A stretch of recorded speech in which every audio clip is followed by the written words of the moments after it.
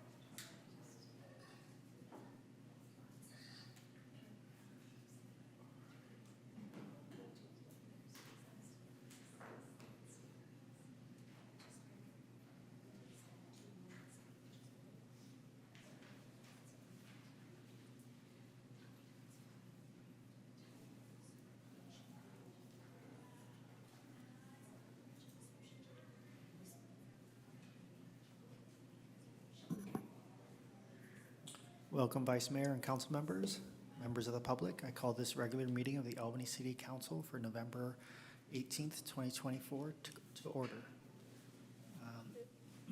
May I ask Councilmember Tiedemann to read the land acknowledgement?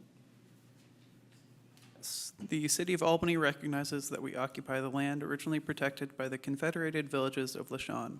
We acknowledge the genocide that took place on these lands and must make strides to repay the moral debt that is owed to this indigenous people, specifically the Ohlone tribe.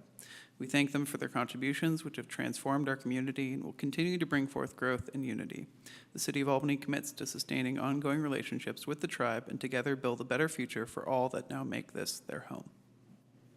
Thank you, Councilmember Tiedemann. City Clerk, can you please call roll? Councilmember Hanson Romero. Here. Councilmember Jordan. Here. Councilmember Tiedemann. Here. Vice Mayor Lopez. Here. And Mayor Mecke. Here. We'll move on to item 4, ceremonial matters. Item 4-1, Proclamation, Native American Heritage Month. Vice Mayor Lopez.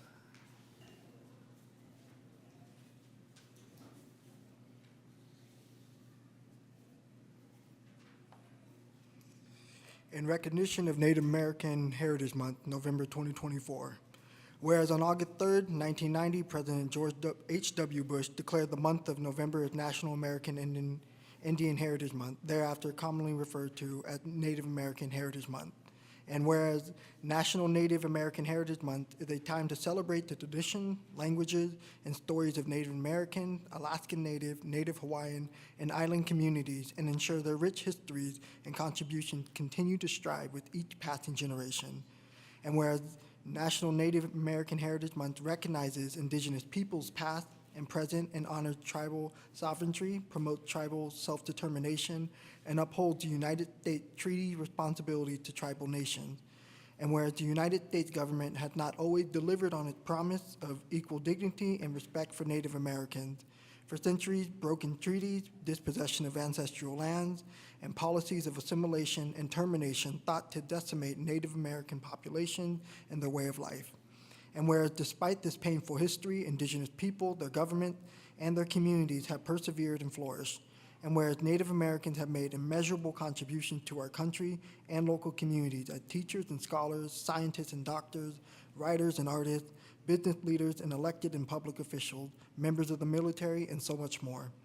And whereas the City of Albany recognizes and honors the history of the indigenous people who originally lived in this area by reading a land acknowledgement prior to every City Council and advisory body meeting, and including this statement as part of official city documents such as the housing element and Parks and Recreation and Open Space Master Plan. And whereas the City of Albany acknowledges and appreciates our relationship with the Ohlone people through signage at our borders declaring this to be Ohlone territory, and by flying the flag of the Confederated Villages of Lashon at City Hall. And whereas the City of Albany commits to recognizing the original caretakers of the land and collaborate with the indigenous community, including meeting with the Segorte Land Trust to identify a sacred area on Albany Hill and reroute a walking trail to preserve that part of the land, demonstrating work done by the city and Urban Tilt to manage the hill and creek areas and seed collecting of native plants to use at other sites. Now therefore be it proclaimed that Albany City Council hereby declares November 2024 as Native American Heritage Month and November 29th as Native American Heritage Day. We encourage all members of our community to celebrate and study the rich culture of Native American. And I believe we are expecting someone online to speak. Confederated Village of Lishon. I don't see the recipient online. I don't know if she's here in person. She'll follow up. We'll follow up with her. Thank you, Vice Mayor Lopez. We'll move on to item 4-2, Community Emergency Response Team graduation. Just comment, if I may. Oh, sure, I have some comments Yeah. at the end. But Just want to thank staff for moving the trail. I didn't realize that that was in consultation with Albany people, and I've known about the site there since I moved to Albany. It's one of the first things I learned about Albany, and so I'm grateful that there's been action to help protect those site. Thank you. So I'm going to pause then and take a moment and go ahead and take any public comment, if anyone would like to make public comment on the Native American Heritage Month. Not seeing anyone online or in the room for that, we'll move on to item 4-2, Community Emergency Response Team graduation.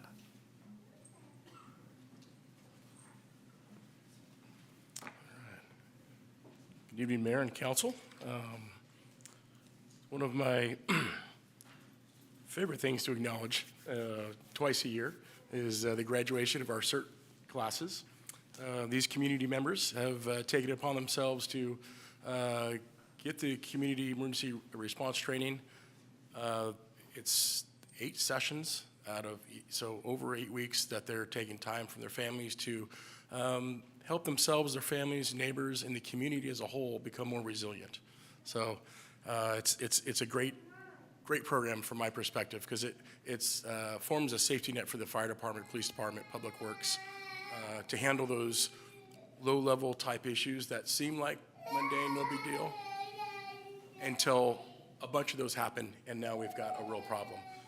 Most recently, they in January of '23, they were a vital piece in clearing almost all of the leaves out of the gutter so they didn't fill the storm drains and cause localized flooding, so that was huge. They also participated in a Solano stroll and keep people during the parade from getting in the way, so they do crowd control. So 2 varying things, 2 very important. So for them, I commend you for taking the time out. You're, again, the fire department's safety net when we have that large-scale incident. I would like to acknowledge my program directors, Engineer Mike Robb and Firefighter Jacob Fujikawa.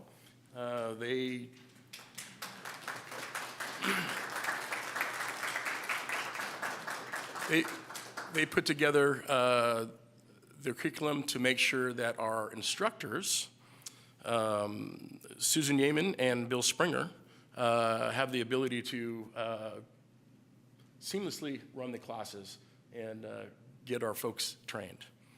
And then finally, I want to thank Albany CERT Incorporated, President Blake Yeaman as well, because Albany CERT is the vital piece that kind of bridges to the community. They're that in-between piece between the fire department and the city and the community to get the training done in those programs. And then finally, I believe Susan and Blake. Susan had a couple comments about this class, and Blake had some great news about the CERT program in general. If you don't know me, I'm Susan Yeaman.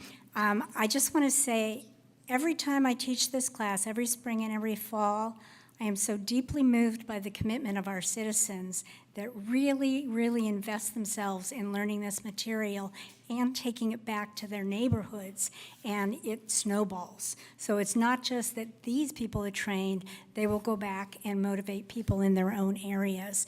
And so their commitment to learning this material is invaluable for our community, and I'm endlessly inspired by them. This was one of the most focused classes that we've taught, and we've had some great classes, but this one's been especially good. And I don't know if I'm stealing Blake's thunder, but we have one graduate tonight that is fluent in Mandarin, and she wants to get trained as a certain instructor so that she can bring this information to people who are not fluent in English. And our goal is to expand it to other languages. I'll let Blake address that as he's the president of the CERT committee. Anyways, I'm thrilled to be a part of this, and it's an honor. Thank you.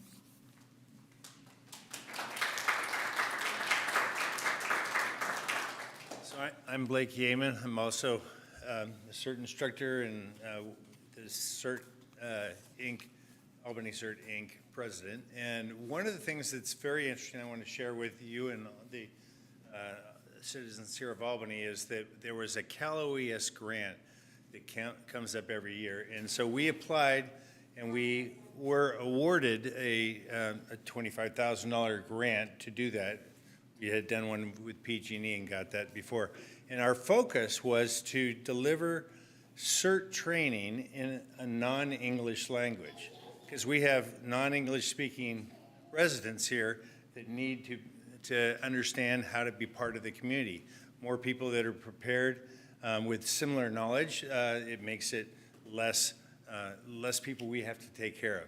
So the program we're looking at is with Cal OES, we applied for that, and then we started to get the bureaucracy of the work, and we thought, oh, we should not do this, and then it's too much work for us because we were a volunteer group, don't have all the ability to fill out forms all the time that they asked for. And so they said, no, we really want you to do this. You're the only one in the state of California that applied to do a non-English training, so we want to help you through this. So one of our participants, Chin Lee Liu, right here, she finished the class, and she speaks perfect English, and she speaks perfect Mandarin and Vietnamese. So she's going to be going to a class to be a train the trainer in Mandarin, and we're going to deliver that. I don't know if we'll get to another language. We're going to try to, but at least we'll be doing Mandarin CERT training here in Albany. So thank you. All right, and finally, for those of you that I hope are inspired by the energy in the room and the other graduations from CERT, our next class starts in March of next year. So spring of 25, look in your activity guide for the city of Albany, and you can sign up for CERT as well and become a vital piece of the community, a more vital piece to the community. Without further ado, Mr. Mayor, we're ready.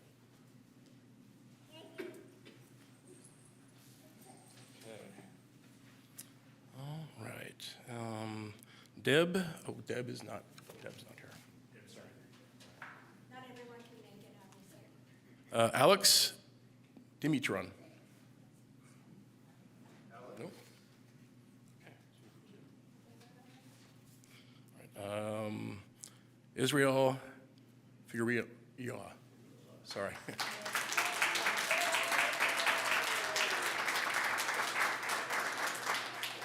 right. Laura Goodman.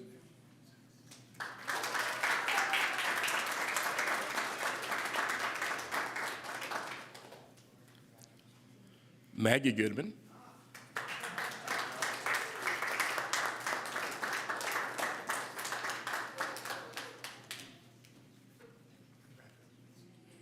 All right. Chin Lee Liu.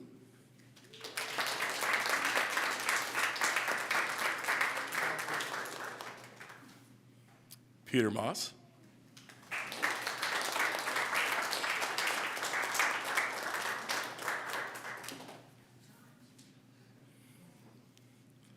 Adam Unick?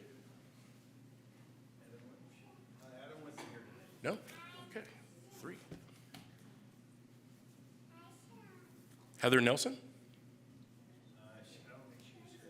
Okay. Albert Reinhardt?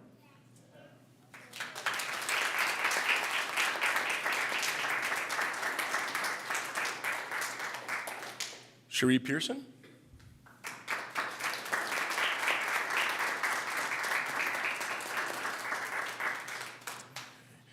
May Song.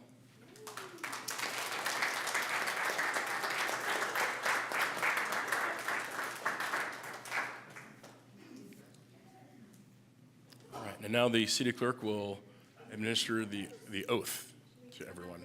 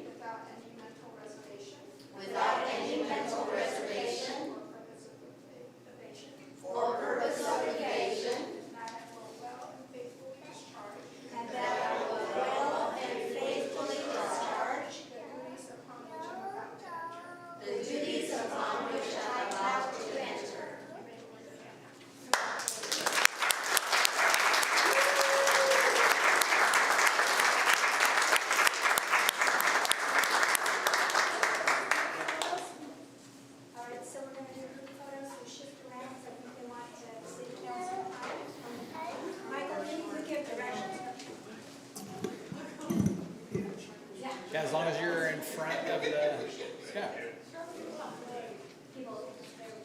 I take it. 1, 2, 3. And 1, 2, 3. Perfect. Thank you so much.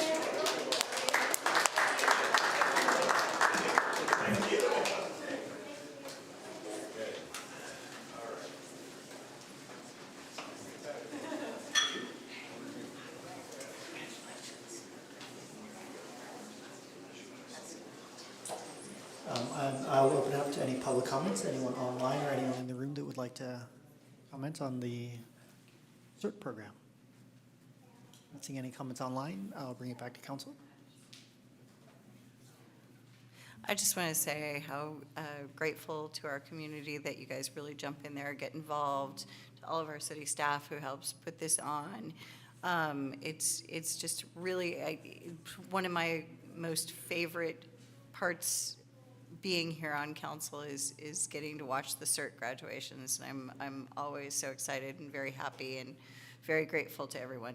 So thank you.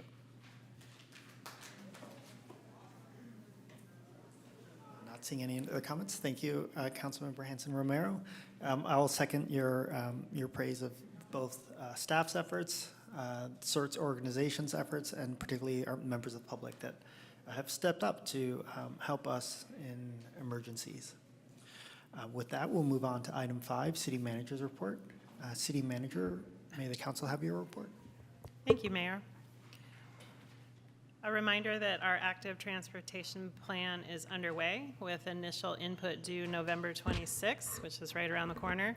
We're gathering public input for a new citywide active transportation plan, also called ATP. This new ATP will guide the development of infrastructure projects and programs to support safe and comfortable bicycling, walking, and rolling in Albany. The kickoff to this process was held on October 24th with an open house at our community center, which was really well attended. And it was great to see everyone there and engaging with staff and the consultant team and one another. In follow-up to that, we will have a recap of the open house, which will be presented at our upcoming Transportation Commission meeting at City Hall, Thursday, December 5th. And we also worked with the Solano Avenue Association at their November 6th mixer at the Abrams Claycorn Gallery. You can also visit bit.ly/Albany ATP by November 26th, the webpage shown on the screen here, to provide your input on goals and existing conditions on this first phase of the process, and also to get connected to receive more information on the plan as it moves forward. Underscore that this is the initial feedback, so certainly a lot of work still to do and a lot of engagement opportunities still to come. We have some exciting rebates for electrification and HVAC upgrades that are underway in the effort to transition towards electrification. Rebates are becoming more widely available for homeowners and individual households. High Efficiency Electric Home Rebate Act, HERA rebates, are available for both multifamily and single-family households with qualifying incomes. More information can be found on the Tech Clean California website, which we have also linked to our own city website. Our recreation department is busy as usual planning new and exciting events. One that's coming up around the corner, hopefully you've seen the banners and promotion around town, is Winter Wonderland. This is a new opportunity for primarily our youth, but really everyone in the community to come together to celebrate winter. It's a free event, Sunday, December 8th from 1 to 4 p.m. Refreshments, kids' activities, and a live Winter Wonderland concert by the Albany Jazz Band from 2 to 4. You may have seen our city staff out doing maintenance on BART pillars. This is proactive work by the department in addition to the potential limited work that BART may do in our city to really beautify those pillars and ensure graffiti management. Another very thoughtful thing is that the paint is all the same color so that it'll be consistent and easy to replicate over time through a number of different staff positions. And Public Works Department, as council authorized, recently purchased the electric riding lawnmower, which was authorized by the council on October 7th, and it has been delivered. We're excited to get this in use after the closure of the fields, which is certainly underway right now for that grass to regrow, and then we can use the electric lawnmower.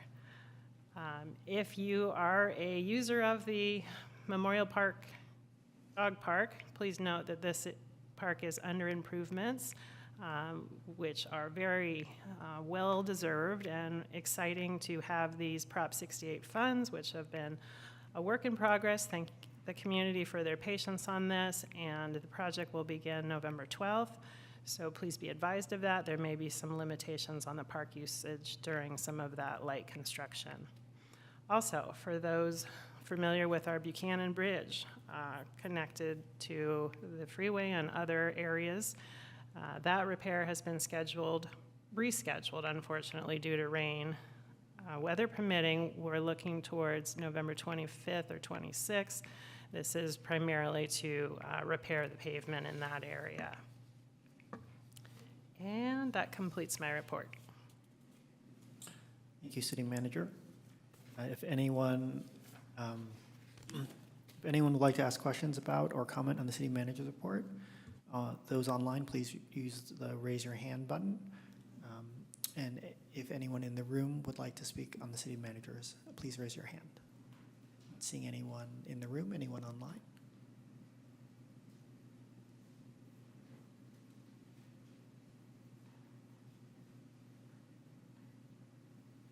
Yes, this is Lucinda Young. I just wanted to briefly thank you very much for the electric lawnmower. Very good to hear that. Thank you. Thank you for your comments. Thank you, City Clerk. Any comments from council members? I just wanted to add in to the city manager's report. Thank you for all that.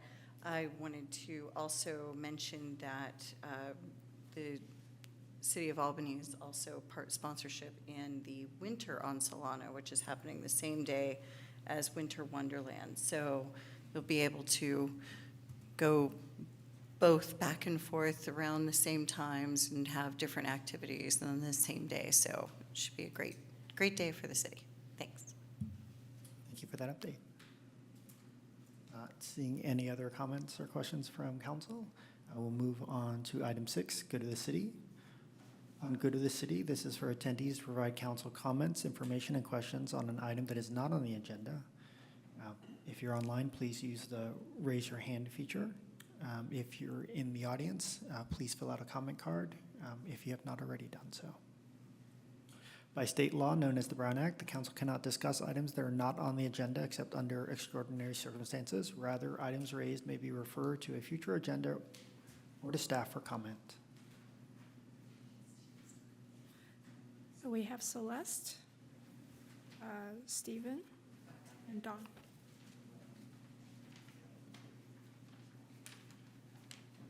Hello, good evening. I'm Celeste Marks. My husband Stephen and I intended to deliver this presentation at the scheduled November 4th council meeting. Unfortunately, that meeting was canceled on short notice, just before the November 5th election day. Such a shame. Prior to voting, all of Albany deserved to know that Councilman Jordan blatantly lied during the previous October 21st meeting about California Code 65008, which is actually immaterial to varying public notification for proposed new construction. Thank you.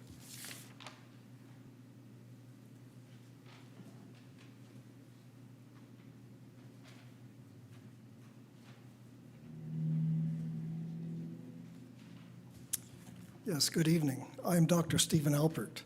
During the October 21st council meeting, I reviewed my email communications with Michael Forbes, Director of Community Development for the City of Beverly Hills, regarding notification for new construction. In response to questions about Beverly Hills' practice of using 500 and 1,000 feet notification for different size projects since 2014, and whether this practice had ever resulted in legal challenges, Director Forbes replied, quote, "It is not uncommon for cities to have different noticing requirements depending on the type or size of project and depending on the decision-making authority." And, quote, "I spoke with a few of my colleagues, and to our knowledge, our requirements have not been challenged." These responses refute assertions by Councilman Jordan and the city attorney that existing state laws preclude different notification distances based on project size. I ask whether any Albany official would care to comment on the discrepancy between the use of varying notification for different size projects by other municipalities and Albany's contention that such practice would cause legal exposure. Councilman Jordan responded reasserting that California Code 6508, quote, "prohibits cities from discriminating on projects based on their size." Moreover, he emphasized that Code 6508 had been enacted in 2023, stating, quote, "some jurisdictions that have differences in noticing requirements that predate that may not be current with the law." Of note, the city attorney did not chime in to support your comment interpretation of 6508 and has never cited that code as a reason why Albany cannot expand notification beyond the 300 feet state mandate. I contacted Director Forbes whether the city of Beverly Hills had to alter its practice of varying notification for new construction based on Code 6508. Verbatim copies of these emails were provided. Director Forbes responded, quote, "the city of Beverly Hills has not altered its noticing practices based on Government Code 6508 or any other state law." Director Forbes clearly states that 6508 is not relevant to wider and varying public notification for proposed new construction. Whose interpretation of 6508 is correct? that of a first-term part-time councilman or a full-time director of community development accredited by the Institute of Certified Planners with over 25 years' experience as a planning director for the cities of Burbank, Glendora, Thousand Oaks, and Westlake Village. Councilman Jordan, since April, initially you refused to respond and thereafter misled your constituents and indeed abused your authority and position by incorrectly citing state laws which are immaterial to public notification for proposed new construction. Those who are non-responsive, engage in obfuscation, and outright lie did not deserve to be reelected to the council. Thank you for this opportunity to correct this misinformation before the council.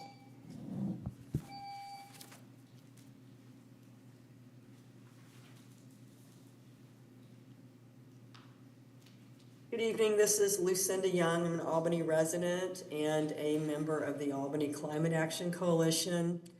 Like many in the coalition as well as the wider community, I'm deeply concerned about the change in federal government that will occur next year. And in particular, I'm concerned about the expected termination of climate progress at the federal level, including withdrawal from the Paris Agreement, all the regulatory progress that's been made under the Biden administration, and rescission of the Inflation Reduction Act. I did hear Governor Newsom speak last week, and I was encouraged that our state leaders are working hard to, the term is used, Trump-proof our climate policies, and they are gearing up for litigation to protect those policies. I'm stressing to you as our city leaders that it's more important than ever for our cities to address the climate emergency with urgency. And for those skeptics who might say that cities, what cities do on climate really doesn't matter, I just point out that C40 is a global network of cities all over the world that's committed to cutting their emissions in half by 2030, and those cities make up almost 25% of the global economy, which is pretty incredible. I want to thank you for declaring a climate emergency earlier this year. I do think there's a need for outreach and education to city staff about the declaration and to get our staff fully on board. In talking with some staff, I've been surprised that they don't know about the climate emergency declaration. And I was even more concerned to hear a fairly high-level staff comment recently that the increase in the number and intensity of extreme weather events, like the hurricanes, that they're just naturally occurring. And I think as council members know, there's no serious dispute among scientists on this question, and the climate emergency declaration is clear. So if staff's disagreement with the climate emergency declaration, if it is impacting actions and decisions staff are making for the city, that's a problem, as it's going to be a barrier to the climate action that our city needs to take. So I would just ask that outreach and education be provided to staff, and in particular that they be aware of the findings of the declaration, and particularly the provision that says the city will set policy and assign resources through the lens of climate action, coordinating across departments and functions. Thank you.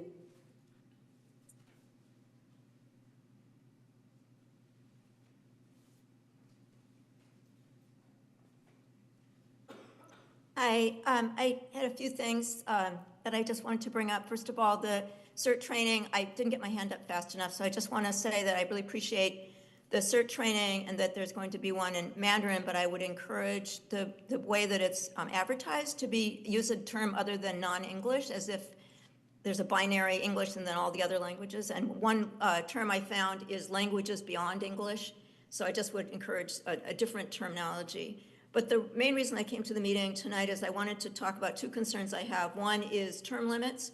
I would really like to see you put on the agenda a discussion about term limits. I think 2 terms would be sufficient, and I mean term limits as in terming out and never being able to be on the city council again. We have people who keep coming back and back and back, and what happens is there are a lot of people who are intimidated by somebody that's well-known, they have name recognition, and they don't run. And so we lose the opportunity to have a variety of voices from the community because they see no gap, no space for them. So I'd really, really like it if that would be something that we could talk about. I'm not quite sure how, if it's something we would put on the ballot, but I'd like to see that happen. I'd like to see a discussion. My second point is about Measure R. I was really concerned, and I mentioned this at a meeting a while ago, about the negative and misleading campaigning that was being done in Albany against Measure R, coming from a huge amount of outside money, people that don't even live in Albany or don't even live in California, that were supporting this. Whether Measure R won or lost, what bothers me is the negative campaign and how that really took over our city, and I think our city is better than that. And I was concerned that both the council members and the candidates who said privately that they were against Measure R but were not in favor of this negative campaigning did not speak out publicly about that it was not okay to have a campaign like that where it was like putting us, like, it was like being on national stage. It was like being in a Trump rally. That's the feeling it had, and the hostility and the misleading information that was done so maliciously, I would say, out of fright, I guess. I'm not really sure why this brought up all these people coming out against it, but it just concerns me what's happening to our community to allow that to happen. I also would have liked, and I requested at the last time that I spoke about this, that the city clarify exactly what Measure R did and didn't do, because there was a lot of misleading information out there, especially initially, in all of this huge amount of money that was being spent. And the city did not do that, did not clarify that it didn't mean that rents were automatically going up. And I think that would have been a good idea for the city to do too. Thank you.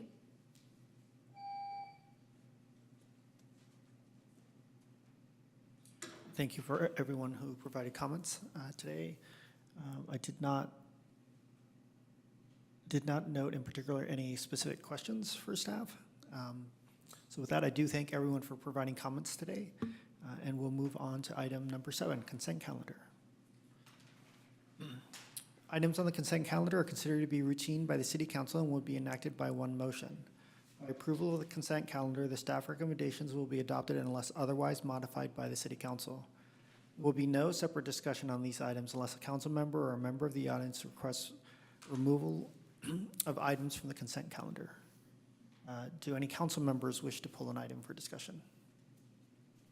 Not seeing any items from the council. Are there any members of the public that would like to discuss an item on the consent calendar? Yes. One item? 7.4. So item 7.4.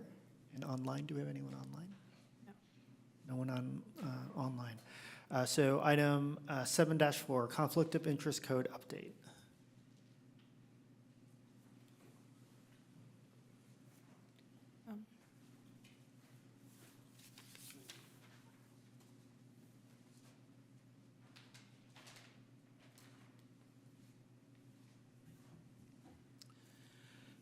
Thank you. I've been kind of intrigued by the conflict of interest concept for quite a while. And I read the agenda item and the documentation on it, and even went to the FPPC website to try and interpret what it means, and I don't understand it.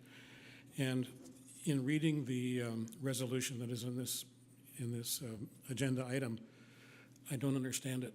There are things in there, it talks about the categories 1, 2, 3, and 4. I don't really know what those mean. In the first 5 positions, I believe it is, it refers to normal conflicts of interest or something. Anyway, I think in order to adequately serve the public on this, we really need to explain in a layman's term what conflict of interest is and how it applies to members of the city government and staff. So thank you. Thank you for your comments.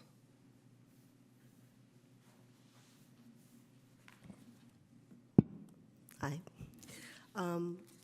So as you know, conflict of interest regarding disclosures, its sole purpose, the main gist of it, is to show transparency. That's what conflict of interest is, for transparency, not for hiding things. And in the interest of transparency, I'm curious to know if investments or income that is beyond the 2-mile limit of the city limits, if that is included in the conflict of interest policy. I'm sorry if I didn't find the previous policy to compare, but I'm curious if currently the conflict of interest would include income as well as investments 2 miles outside the city limits. Also, in terms of real estate holdings beyond the 2-mile limit, Councilman Mickey, I know you recuse yourself for housing issues, and I never was quite clear. I assumed maybe it was a real estate issue because it's housing, but I would love to hear at some point why you recuse yourself. Like, do you own real estate or not, or is it some family member or whatever? But I would be interested to know. And then lastly, when it comes to income disclosures of conflict of interest, I was wondering if you already do this with the city policy, the conflict of interest policy, or if you can maybe add it if it's not already in there. But if you could define income by the same parameters as a policy was used for receipts for landlords in Measure R. So, for example, you know, do any of the council members get free and reduced rent? Maybe that, because that would be considered by the California Fair Practices Commission as being needed to be listed as income. And also, if, for example, there is payments made on behalf of a third party, that too needs to be disclosed as income. So I don't know if that's how you define income with the city's conflict of interest policy, but it would be good to define it as such because the California Fair Practices Commission says it can be done. So, thank you. Thank you for your comments. Any other comments? Any comments online? Not seeing any comments online. I believe it's okay for me to address my previous conflicts. So my previous conflicts, I have well, I'm forgetting the terms you've told me before. Essentially, there's a duplex in Albany that I have a financial interest in. And as such, when items come to us, they get very specific in terms of applying to duplexes. I have to recuse myself. The general ruling from FPPC has been that I have to recuse myself. When Measure R, what became Measure R, was first discussed, it applied to all rental within the city of Albany, whether it's single family, ADUs, duplexes, large buildings. At that point, FPPC had given us clearance that I was okay to participate because it was not specific, did not break it down into a smaller category. From a policy standpoint, I think the way direction Measure R went in terms of breaking it down by size, number of units owned was the correct policy move. It did have the unintended consequence of also meaning that FPC wanted to re-examine whether or not I had a conflict of interest. FPPC actually did not get back to us in time for me to participate or not participate. So they did not actually make a ruling until after Measure R was voted on to be put on the ballot. And so FPPC actually never gave us direction on whether or not I truly had a conflict of interest or not. The many dangers to me participating in conversations and things where I may have a perceived conflict of interest or have a true conflict of interest. There's personal liability on my part. There's also the fact that anything that the council does that a member had a conflict of interest yet participated means that the vote would have to be redone, which essentially would mean that all the hard work that the council members did would have to get redone. And so that is another reason to be cautious. I hope FPPC will be faster in responding to our inquiries in the future so that it's clearer sooner when I can and cannot participate in such discussions. We are an incredible community, but we are also 1.8 square miles of land, which means conflicts of interest are hard to avoid in some cases. So that's what I can say about my personal reasons why I had to step away. I'm going to try and answer some of your questions, and I'm going to look at Mala so she can tell me if I'm wrong. So investments and income out 2 miles outside of Albany, you do have to disclose them. So for instance, I have disclosed that I own stock in Tesla. Tesla is more than 2 miles away from us. Tesla doesn't have a dealership in Albany. However, because there are chargers and there are other services that Tesla does in Albany, FPPC requires that I disclose that I own Tesla stock. So that's one example. So there are situations where you do have to disclose investments or ownership of things that are more than 2 miles outside of the city. It primarily is if anything that might come in front of us as a council from a corporation, or the corporation is doing business in our community, then we have to disclose that. Well, is that generally correct? That's correct. And then if you see in the resolution, category 3 also is a disclosure of income, and it's not limited to the jurisdiction of the city. To the question about plain language, yes, I think we all would love more plain language. I think I would love if FPPC was just a little bit easier to understand sometimes. The other thing I would note is that my understanding is the conflict of interest code update that we're seeing today is really just to bring it in alignment with state, kind of where the state is at this point. So, is that correct, Mala? Okay. With that, I will bring it to council, see if there are any comments on 7.4. Yeah, I just thought it might be useful to bring up form. It's at 700. Is that the financial disclosure form? And can that, City Clerk, if you know, is there a place that the public can look up Form 700s for pretty much anybody who has to submit one? They can definitely submit a public records request. Okay, so there's a form that at least all the council members are required to submit every year, if I recall correctly. And it requires disclosure of source of income. It has a strange loophole that government income is not required to be disclosed. I work for the government in my day job, so if you look at it, you won't see any income for me, which would make you wonder, how do I survive? I don't know why that loophole's in there. I didn't put it in there. And I believe it requires disclosing all individually owned stocks, whether they have, company has any operations or facilities near Albany. Anyway, is that correct, or? It's if they do business in Albany, so the example that the mayor gave, another example I could give is Apple, right? Mm-hmm. So some of these larger corporations you're going to need to disclose. Okay, thanks. I had an interesting conversation with FPPC about Coca-Cola. It was just like, I mean, I don't own Coca-Cola stock, but I was like, they're everywhere. So, you know, there are some corporations where you don't necessarily think of them doing business, but it is a product that is sold in our community, so. And then the other guidance, if I remember, just by way of information, is mutual funds holdings do not need to be disclosed, ETFs, things like that. There was a question about if a person who was subject to conflict of interest reporting received free or reduced rent, would that be reportable as income? Probably, I would think so. Okay. Depending Yeah, on the so- situation. Perhaps not specifically to that, but my understanding is anything that a council member has access to that is not freely accessible to any other member of the public is considered a gift, and a gift must be reported.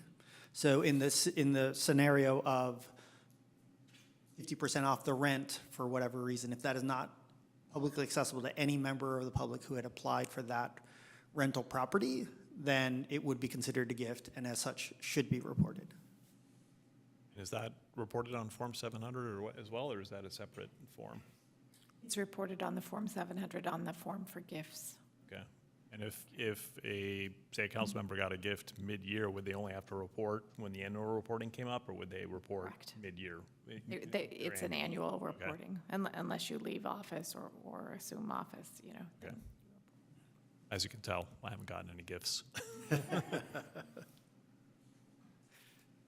Well, I appreciate the public comments and the questions that were brought up. Thank you, Mala, for answering questions, and thank you, Councilmember Jordan, for elaborating on some of the items that I missed. With that, again, I'll bring it back to council for any discussion, comments, or motions. I'll move consent.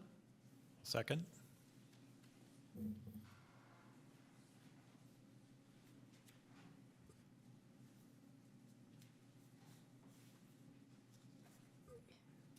Sorry. Councilmember Jordan? Yes. Councilmember Tiedemann? Yes. Vice Mayor Lopez? Yep. Mayor Mickey? Yes. And Councilmember Hanson Romero? Yes. The motion carries. Thank you, City Clerk. We'll move on to item 8, presentations. 8.1, American Rescue Plan Program Update. Good evening, Council. Mayor Mickey.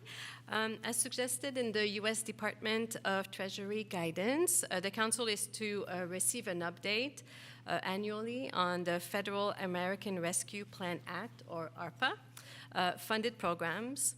ARPA was signed into law to provide aid to address public health and economic recovery due to the COVID pandemic.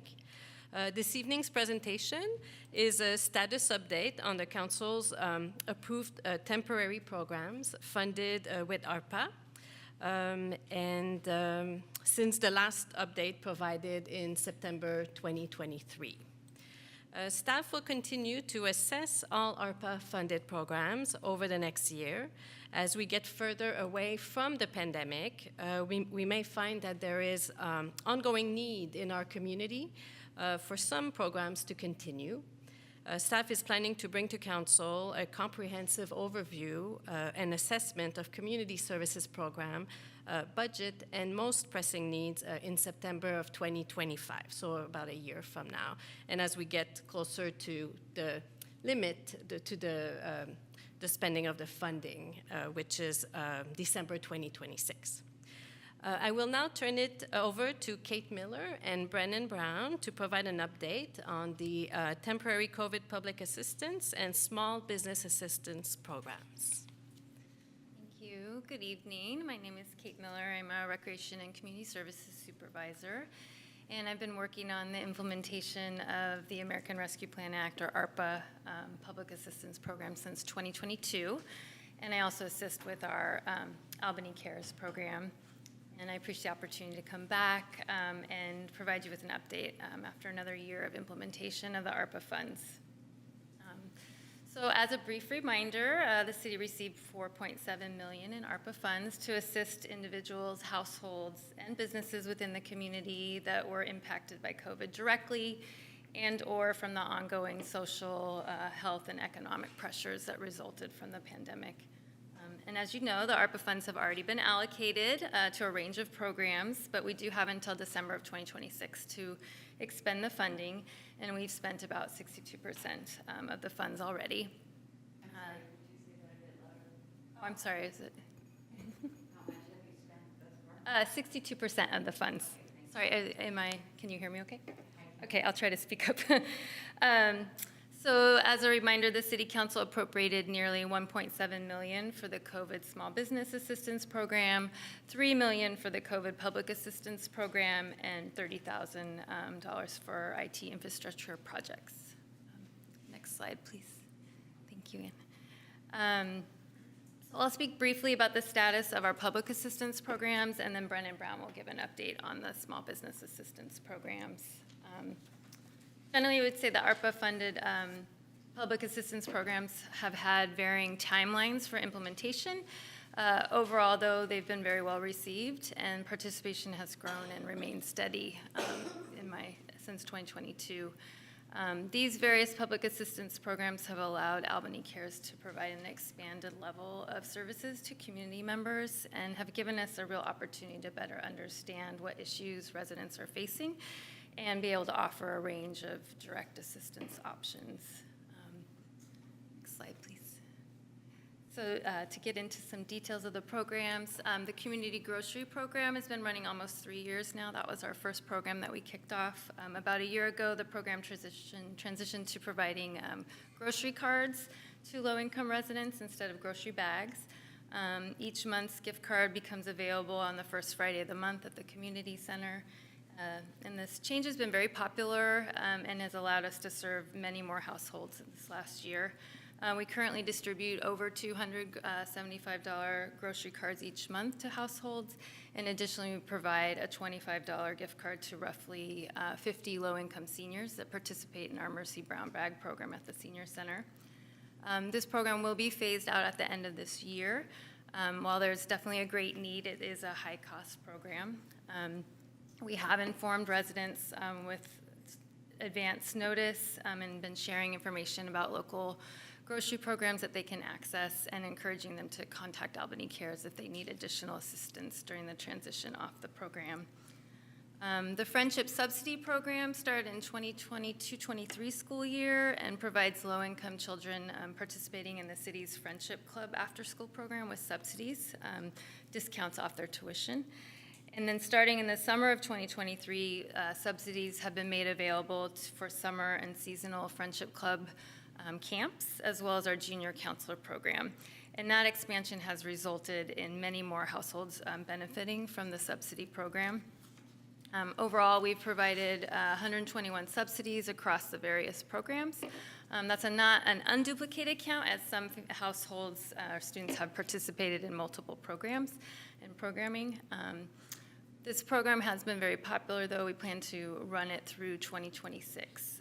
Given the high cost of childcare and youth programming, and given that most cities offer some sort of scholarship program for these types of services, we anticipate that the subsidy program will continue to be well utilized. In July, we also, you approved the contract with Insight Housing for Albany Project Hope for fiscal years 24 through 2026. That budget included $500,000 in ARPA funding that had been previously approved and carried into this next contract. The increase in ARPA funding overall for the 2 contract periods has allowed Project Hope to expand its assistance to individuals experiencing homelessness in Albany, including having rapid rehousing, subsidies available for clients, master lease of a second home, and providing some flexible funding to meet various client needs as they're working on ongoing housing navigation services. Lastly, I'll speak about our financial assistance program, which was launched in April of 2023. That's our newest program. It has 2 components. There's the rental assistance program and the debt relief program. Low-income tenants who are either behind on rent or at risk of falling behind on rent, or who have accumulated debt in order to pay rent, pay for food or other household expenses, can apply for one-time assistance through this program. Tenants are referred to Echo Housing to complete the application process. We have a contract with them to assist us with this. And then once they're approved by Echo Housing, a client's landlord receives funds from the city on the client's behalf. And for those individuals who sort of fall under the debt relief component of the program, they use the savings to pay down debt. And there's usually an action plan involved in that process. Program participation has been very steady since the program launched. We've made 109 referrals to Echo Housing to determine eligibility and complete the application process. And we've approved 55 applications for funding. The majority of those, 47, have been approved for rental assistance, the others for debt relief, and the average is about $8,600, a little over that, that households have received through the program. Nearly all applicants are actually currently paying their rent. They have not received eviction notices. However, they're on the margin of becoming delinquent on their rent, either due to a range of financial hardships, for a variety of reasons. In this way, the program has been effective in helping people stabilize their financial situation before reaching the point where they might lose their housing. At our current referral rate for this program, we anticipate funding that will last at least through 2025. And that concludes my part of the presentation. I'm happy to answer questions, and I'll turn it over to Brandon Brown. Good evening, Council. So I'll provide an update on ARPA programs for the business community. Starting with grants, I'll focus on the 3 grants currently available, all of which are reimbursement grants. So I'll actually start with the Parklet grant, which is in the process of winding down. This was to bring parklets, businesses with parklets up to code. Now that those are receiving final approvals, we're able to provide reimbursement funds for the work that was done. The business attraction grant is available to help fill vacant spaces in commercial areas and give business owners financial support to overcome startup costs. This is for new and expanding businesses. And newly introduced is the Business Facade Improvement Grant. The goal of this grant program is to incentivize facade treatment to increase customer visits and commercial vitality, not just for the businesses receiving the grants, but also for our commercial areas in general. This is a 50% matching grant, and we are offering free design assistance or consultation as part of this program to maximize the value of the investment. And we'll provide an update to council on this, as well as an update on economic development as a whole in the new year. The city is also continuing to host or provide support to events in our commercial areas to bring recurring and new customers to Albany. An example of this is pictured on the screen. Bohem Out of the Box, presented by SF Opera, was a lunchtime event on Solona Avenue earlier this summer. And we are continuing promotion of Albany's commercial areas. An example are our street banners, and we anticipate the new set being placed in the spring. Next slide, please. So this concludes our presentations, and we're available for questions. Looking to council for any questions. I had a question about the windows and doors program. Is that still active and running? Not currently, but we sort of want to kind of leave it open in case that happens. That was sort of brought about because there was a major influx in break-ins and broken windows, and so we wanted to respond to the business community in that way. So that's something that can be reopened based on need. Perfect. Thank you. I'm not seeing any other questions from council. I'll open it up to questions and comments from the public. And do we have a sense of how many online? No one raised hand online, but I do have 2 speaker cards. With reference to your presentation about the impact to individuals in terms of food, debt, and rent relief, has there been an analysis done on what's to become of that assistance once the funds run out?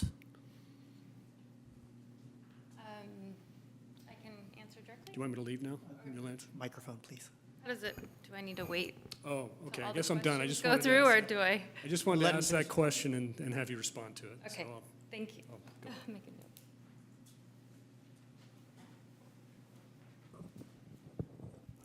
Hello.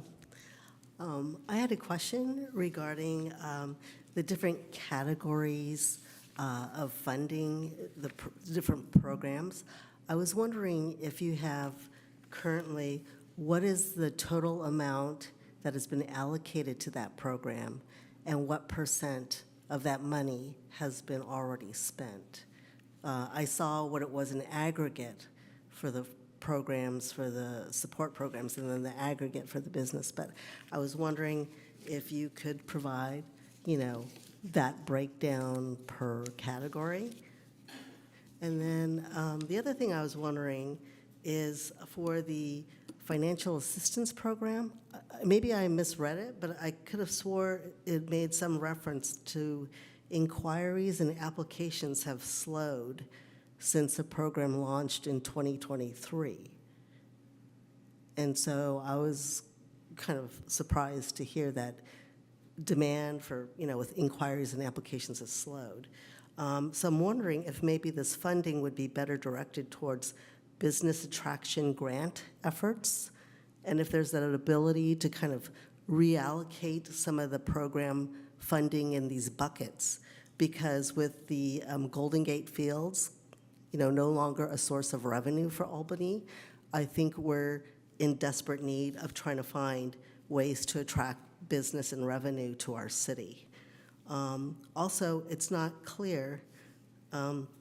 Lastly, the other thing I wanted to mention was, with some of these programs, there seems to be some duplication of services that others already offer, and maybe we could get more bang for our buck by piggybacking on some existing services.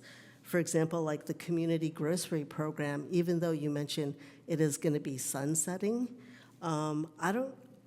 ideally, it would have been great if early on, the money for that program for the groceries would have been spent on maybe staff or some program to help steer interested parties to like CalFresh, because that is something that is durable, sustainable, and can really help make a difference for a person. Also, maybe teaming up with the Bay Area Rescue Mission, they have a weekly food pantry. So like steering people over there. I mean, I spent 5 months with my church, like when I would get off of work in the afternoon, I would be there like getting food donations because I teamed up.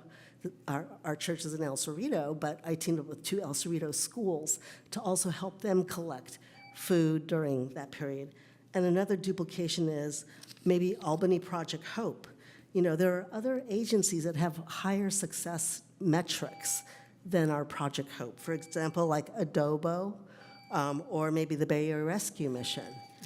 And I see my time is out, or soon to be out. And lastly, the Friendship Club. My daughter went through all the Albany schools, and I love Albany schools. And I don't know if maybe taking that Friendship Club money and spending it with the Albany Children's Center and helping them to beef up that program, and then the city wouldn't have as much, responsibility for the expenses. So, just some thoughts. Thank you for your comments. Do we have any other? Oh, perfect. Okay. Thank you for allowing me to speak. Yes, ARPA has done great for our community. I'm very happy that it did, and the federal money came in handy during COVID. I'm questioning the wisdom of using taxing people, taxing businesses to refund this. COVID has ended, yet we are trying to go back to pandemic era rules and apply those without thoughtful reassessment of the current relevance. Just as a reminder, 2020, 2024, we passed multiple measures and we raised taxes on the city and on people of the city of Albany. We raised taxes on senior citizens. We raised taxes on businesses. This has short-term solution. This is short-term solution, but does nothing to address long economic challenges that we face in the city. Example: we lost significant tax revenue and we failed to secure the future of our racetrack.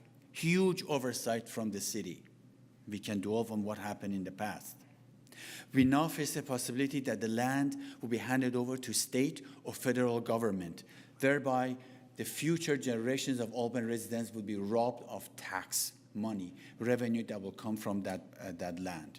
What are we doing to rally the citizens, to lobby the state governments and federal governments not to touch that land and keep it in private hands so we will have the tax revenues for generations to come? Instead of recycling temporary solutions, we must look into long-term strategies that attract businesses, bring investment dollars, and create local jobs. I urge the council, current and future, to reject short-sighted tax proposals, instead commit to the hard work of building economic foundation that will benefit our city for decades to come. Stop taxing our way out of the problems. Stop taxing our way out of the problems. Start investing in solutions that will truly make Albany prosper. Thank you very much. Thank you for your comments. Francesco? Hi.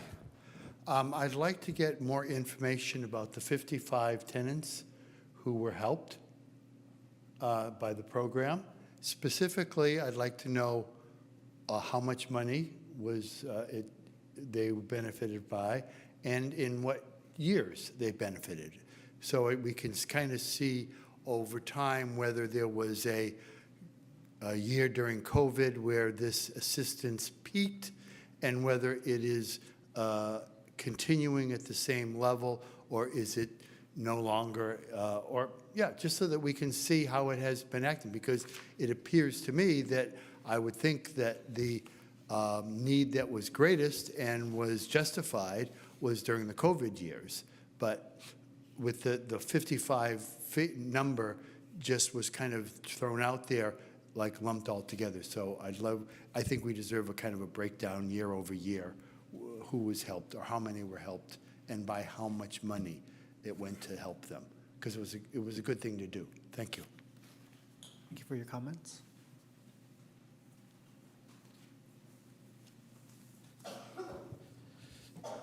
Yeah, I was concerned about a couple of things. One, the Friendship Club subsidy program, great program. But it seems to me there should be other ways of dealing with that. The Bay Area YMCA's, East Bay Area YMCA's, have a program for TK, which is transition to kindergarten, provides daycare at no cost to qualifying families from 7 in the morning till 4:30 in the afternoon. And I don't know what their funding is, but they're obviously getting funding from somewhere to run these programs. My Rotary Club made a donation to a early learning center in Richmond recently, and they said there that I think it was 1,500 kids take advantage of this program.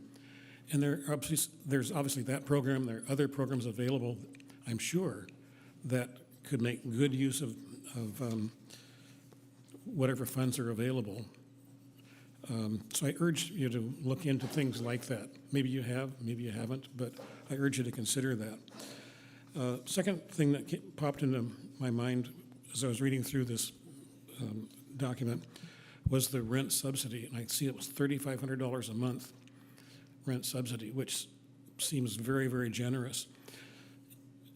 And once you get somebody on a program like this, it's very hard to wean them from it, whether it's the rent subsidy, well, that's for a specific period of time, but it's hard to wean people from these programs.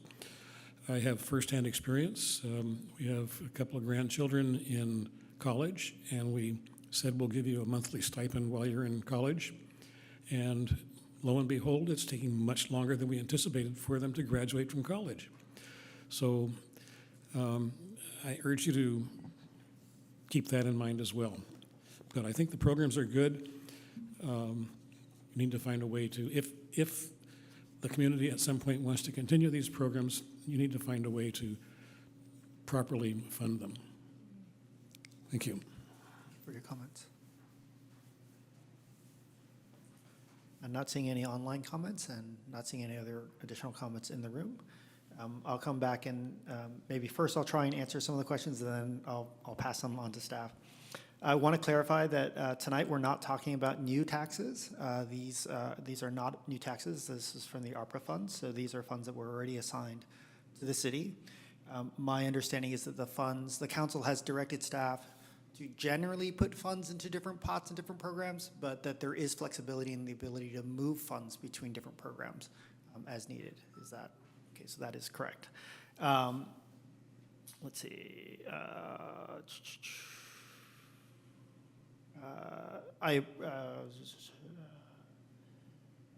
Golden Gate Fields. Golden Gate Fields is privately owned. We have very little control on what the property owners of Golden Gate Fields do, whether they sell, they decide to leave it vacant for the next 20 years, and who they sell to. We as a council can have conversations with the public, and we can discuss ideas that we have for the property, but we can't actually cause things to happen on the property without the property owner working with us. Let's see, I think then there was a general question about what happens when funds run out, and that's one that perhaps staff can answer. We did the breakdown. There was a question about whether or not demand had slowed, if that was correct. And then there's a question about whether or not it's possible to get a breakdown of when tenants received help over the past years of the program, so we can get a sense of trends. Those, I believe, are the questions. The other ones were recommendations. I'll answer what I can. Certainly, As far as the breakdown of spending, we do have those numbers and we can make it available. Don't have it right offhand. I would say generally, though, it's a short time period. The money came 2022 and then sort of peaked. So you basically have about 3 fiscal years, and then we're coming now to, we have 2 years to go. However, so it's sort of an up and then down because it's one-time funding. The first program to go was the grocery program, so that has 3 years that we could report out on. The debt relief and rental assistance, or the financial assistance program, was just launched in April of 2023. So it's a pretty short time frame, but we can kind of show, the launch was a little slower, and then fiscal year 2024, we certainly really ramped up. The report does say it's slow, but I wouldn't say that it's slow to the point of not being needed. It's more that it's slow to 2 to 3 inquiries a week, 2 to 3 referrals to Echo Housing a week potentially. So it is definitely still steady. It's just not that first year, the first months, we had a huge influx of inquiries to the point where we were having to pace how we referred. We could only refer so many to Echo each week. So that has definitely slowed, and it's kind of now just a steady influx of inquiries. And then if people are generally look like, just with our initial assessment, that they're going to be eligible, we move them on to Echo Housing, and they do that deep dive on the application process with them. And then that has resulted in the 55 so far. We have 6 pending applications right now. A few more, they do keep coming in. I think we're trying to look at different options for what happens when the funding does decline, and that's the idea of sort of doing some research, really looking at the numbers, thinking about what are current needs of the community. We're coming out of the pandemic, so there's different needs.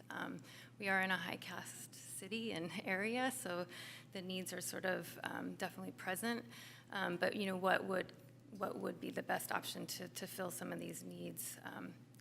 What would that look like? So we'd like to help you to get the numbers and think about your priorities and what direction you'd want to go.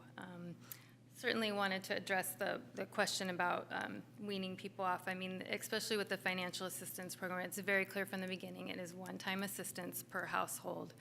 And it's very clear from the beginning. And one of the factors in the application process is how will you be able to sustain after this help?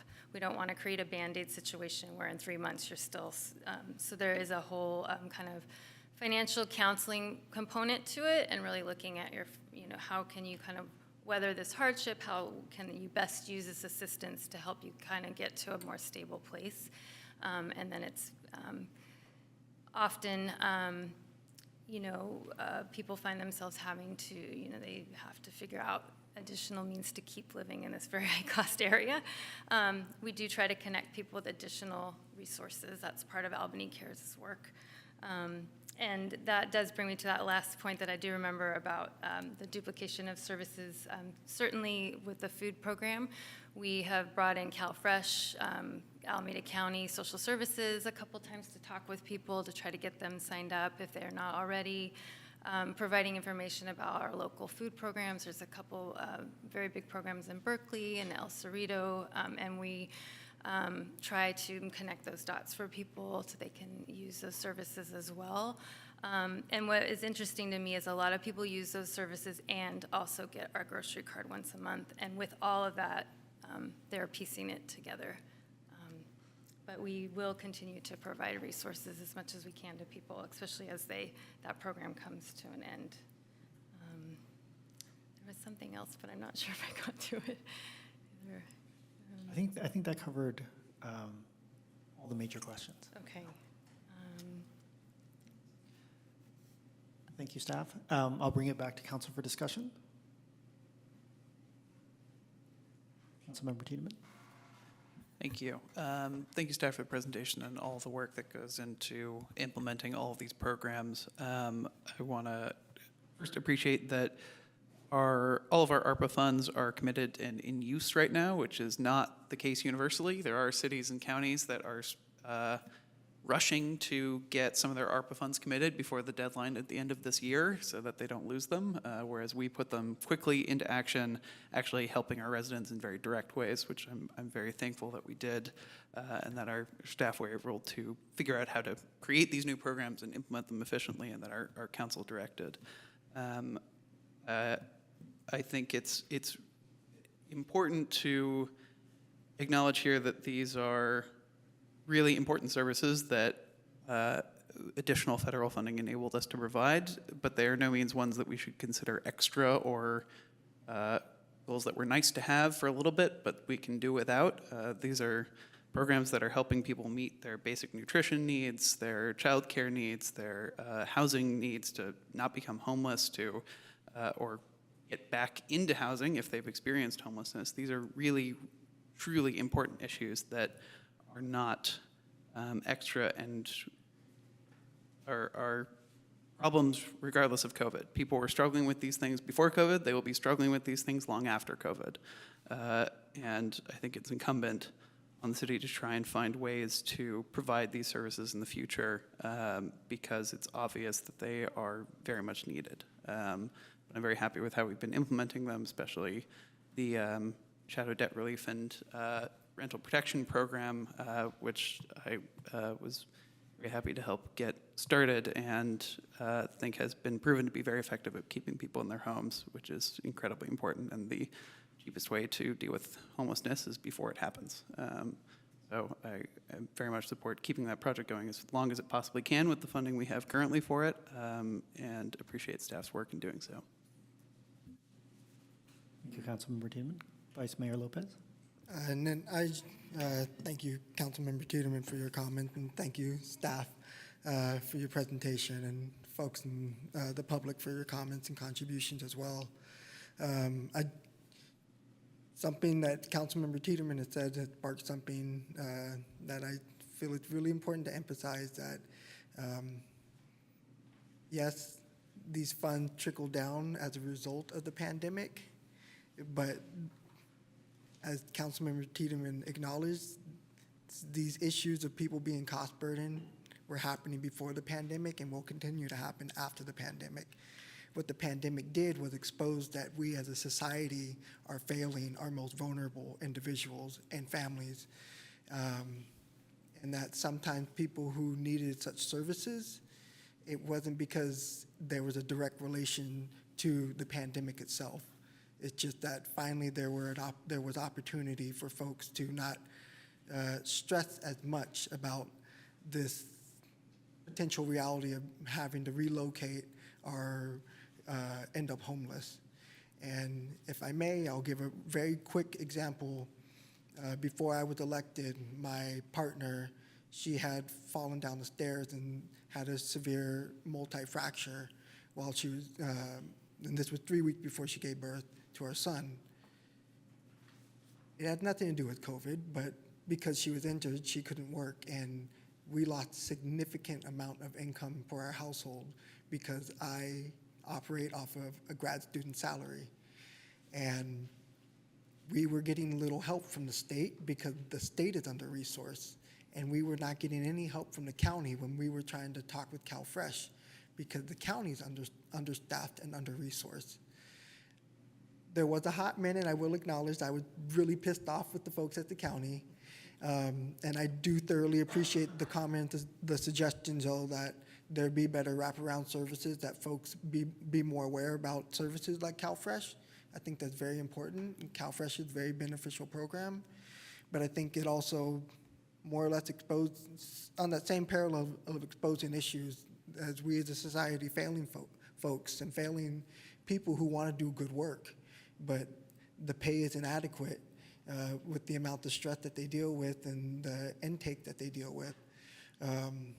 That at local and regional level, we do have responsibilities to carry on. What we have seen from our valuable city staff members here tonight, I think indicates that we do need to get a little creative. I do resonate with the understanding that we can't tax our way out of this, but we do, as elected leaders, as community members, as city staff, and those connected with regional leaders and soon-to-be state leaders have a responsibility to figure out how do we sustain these programs, because again, the personal example I gave, that had nothing to do with the pandemic or COVID. Freak accidents and freak moments happen, and sometimes people end up in situations where they can't get any help whatsoever, no matter whose phone they're calling. And it wasn't until after I got elected and I just happened to get a seat at the table with Supervisor Keith Carson, then I had a streamlined access point on who to contact in the county. And I ended up finding out it was quite an issue for a lot of folks who live in my community in the UC Village. A lot of single parents who are unable to get access to CalFresh, or their benefits are denied because their financial aid gets registered as income.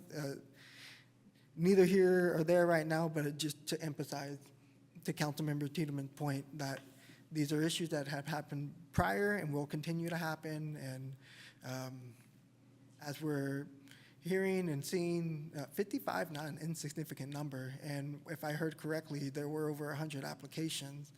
And so clearly there are over 100 people who feel or self-identified as having a need, and there may be quite a few more who just don't know about the program that are available in the offerings.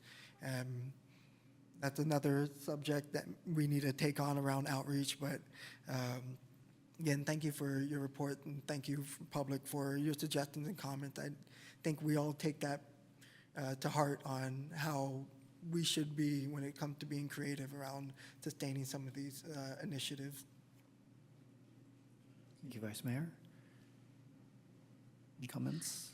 Councilmember Jordan? Yeah, thank you. I guess I'll just emphasize my understanding is that the grocery program provides a card currently that's $75 a month. So it's part of the mosaic of a household, actually staying sustained nutritionally. And for my part, I did end up speaking to somebody, amazingly, who has benefited, was one of the 55 households. And they were very grateful for the financial planning that came with and was actually required as a part of receiving the support. And they felt like they had a team that was helping them figure out how to come back to financial sustainability. And so it's not just the money, it's the contact, the skills, the resources, and having people that are helping you. I want to thank also the Economic Development Program. That is something that has come online for the city over the last many years and has had success, so I don't want to let that go by unrecognized. Thank you for your work. As far as the $3 million bucket, which has all those various programs in it, for my part, I would like to prioritize the rental assistance program, extending as long as possible, be the highest priority program. Obviously, you can bring that back to us at an appropriate time when things are starting to wind down so we can make decisions, but that's where I stand at the moment. I'm not saying if I was presented all the data, I might not change my position, but that's my position at this time. Thank you, Councilmember Jordan. I think I'll reiterate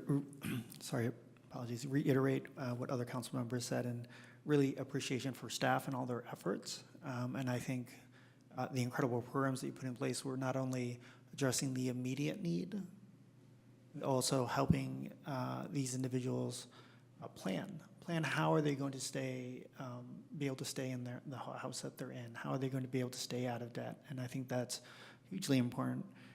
As Vice Mayor Lopez said, sometimes things happen dramatically quickly, unexpectedly, and in that moment, one can feel lost and feel like there's no hope or any help out there, and having local staff who can help direct you to where can you get the local resources, the county resources, the nonprofits or local agencies is so valuable.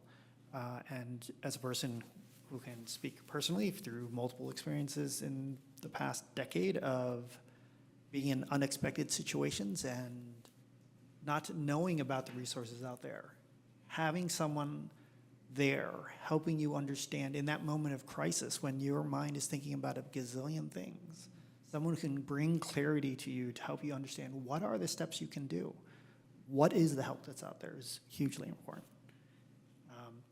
I want to circle back a little bit about the comments about long-term strategies of bringing new businesses and jobs, and I think that is something that I truly appreciate about the commercial side of the project that we're working on, is how do we continue to build the vitality of our commercial districts?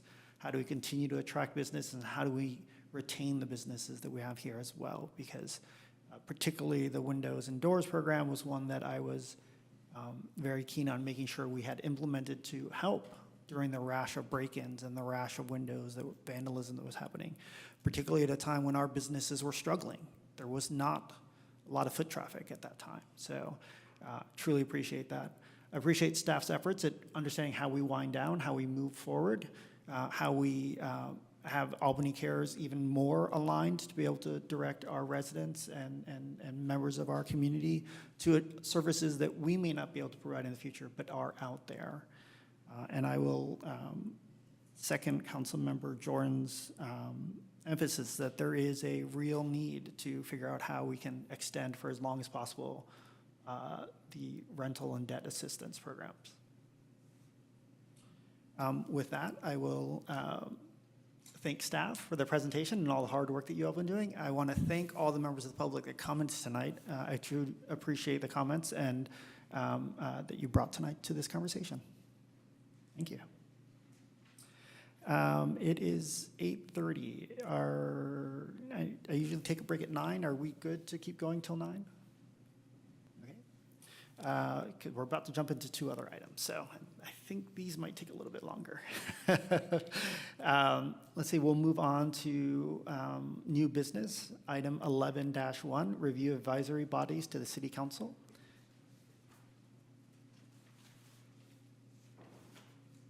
Good evening. Sorry, City Clerk. That's I wasn't fine. sure which staff was leading this conversation.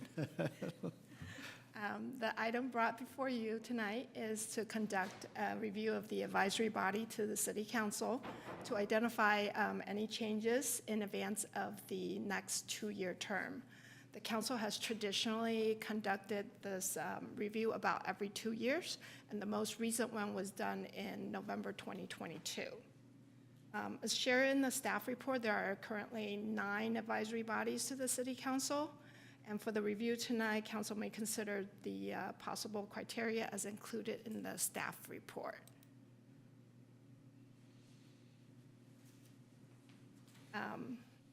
One, should any of the advisory bodies be sunset for reasons such as effectiveness concerns, workable topic area, or other reasons at this time? 2, are there opportunity for further focus at the City Council level? Certain key priority area may benefit from direct discussion at the council level, either with an ad hoc committee of the council, which is for shorter term items, or standing committees of the council for longer term items. 3, are changes to the charge of any advisory bodies needed? Changes could include update to the establishing resolution or ordinance for additional clarity. Changes could also include update to better focus and streamline the charge of an advisory body to encourage effectiveness.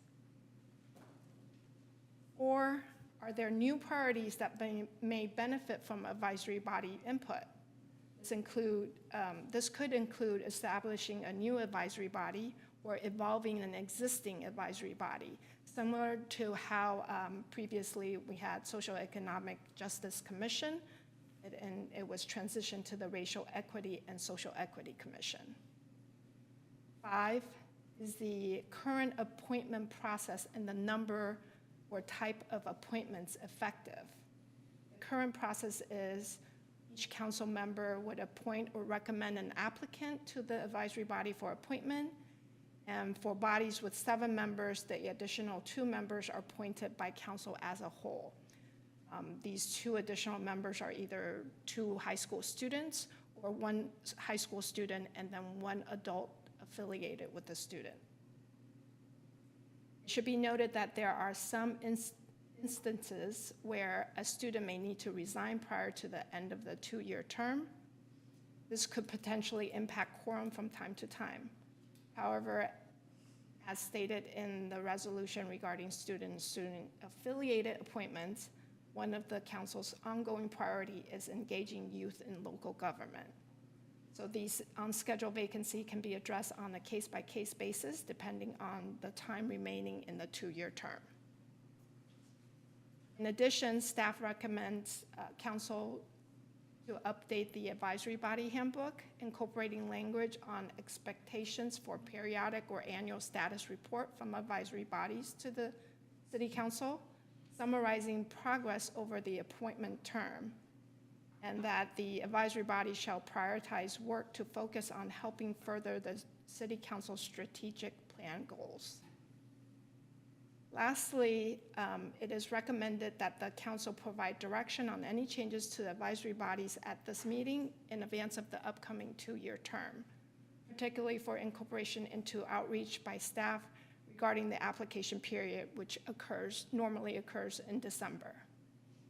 I'm happy to answer if there's any questions. Thank you. Looking to council members for any questions? Councilmember Jordan? Thank you. Was a consideration of whether the students who serve their term should be aligned with school year. That happened a couple of years ago, and the decision was that it was forecast to be better if they came in with all the rest of the members in terms of developing knowledge and collegiality. And I'm just interested to revisit that. Not me, I don't have the expertise, I don't have the knowledge, but I know staff has been engaging with the students, and so given that that experience has occurred now, do you still think that is the right way to structure it, or might there be advantage to having it so that students were appointed and had a term that was equal with the school year?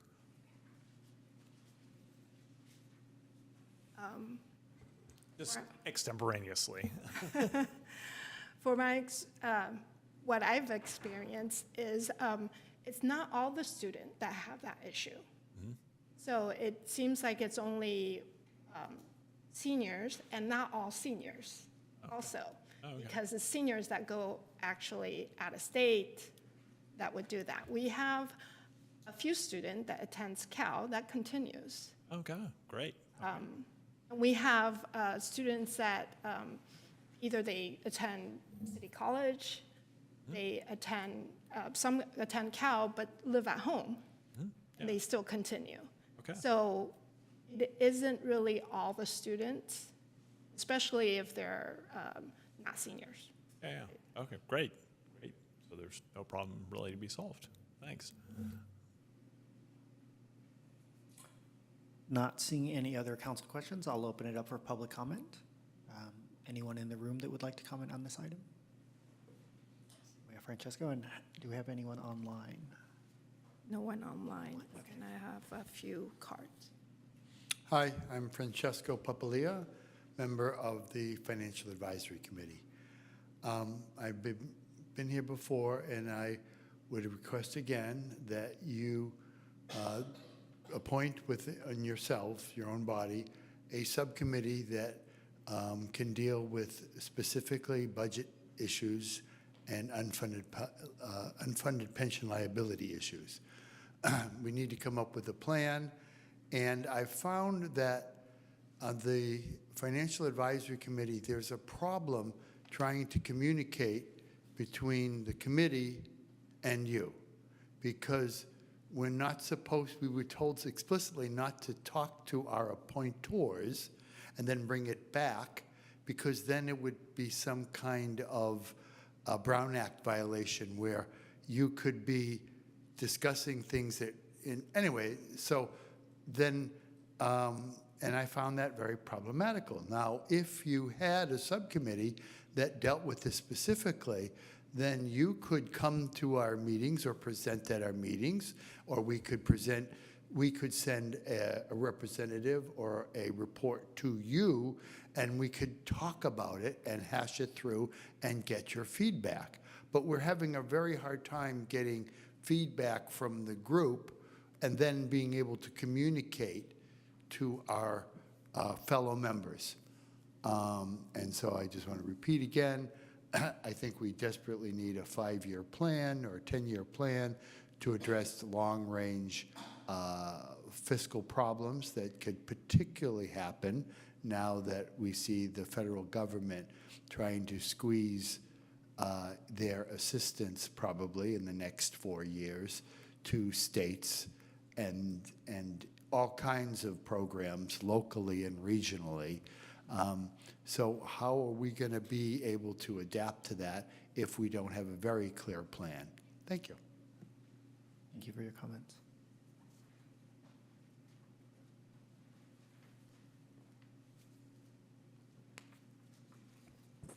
Good evening, Council.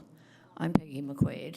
And, you know, advisory bodies are always very fluid, and they come and go, and they change. So it's good to do this, but it's nothing unusual. In the staff report, it mentioned having different types of committees of the council to deal with some of these issues, and I think examples were broadly public safety, budgeting, equity. I like that idea a lot. I think that enables council members to take a deeper dive and to assume more responsibility in these very, very important areas. So I think it would be beneficial to do that. And I also recommend that the adult affiliated with students, at this point, they don't have to live in Albany. I understand why the student, as long as they're registered or being homeschooled in Albany, that's perfect. But an adult, it seems to me, should live in Albany. And it was, the whole requirement thing is a little bit loose. They could be a coach, they could be a scout leader, probably a parent. But I do think that the adults should live in Albany. So that's a change I would suggest to you. And I urge that you take action on this tonight to ensure that everything's in place prior to starting to seat new advisory bodies. Thank you. Thank you for your comments. Peter? No? That's it. Thank you, everyone, for your comments. I'll bring it back to council for discussion.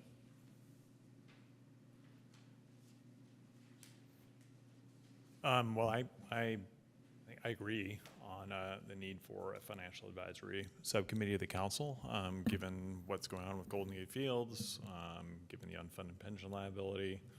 I think the council needs to take more responsibility for that and be nimble in that regard, in a way that it isn't without one of those subcommittees, because things could change very quickly, and the council's, I think, going to need to respond to realities on the ground.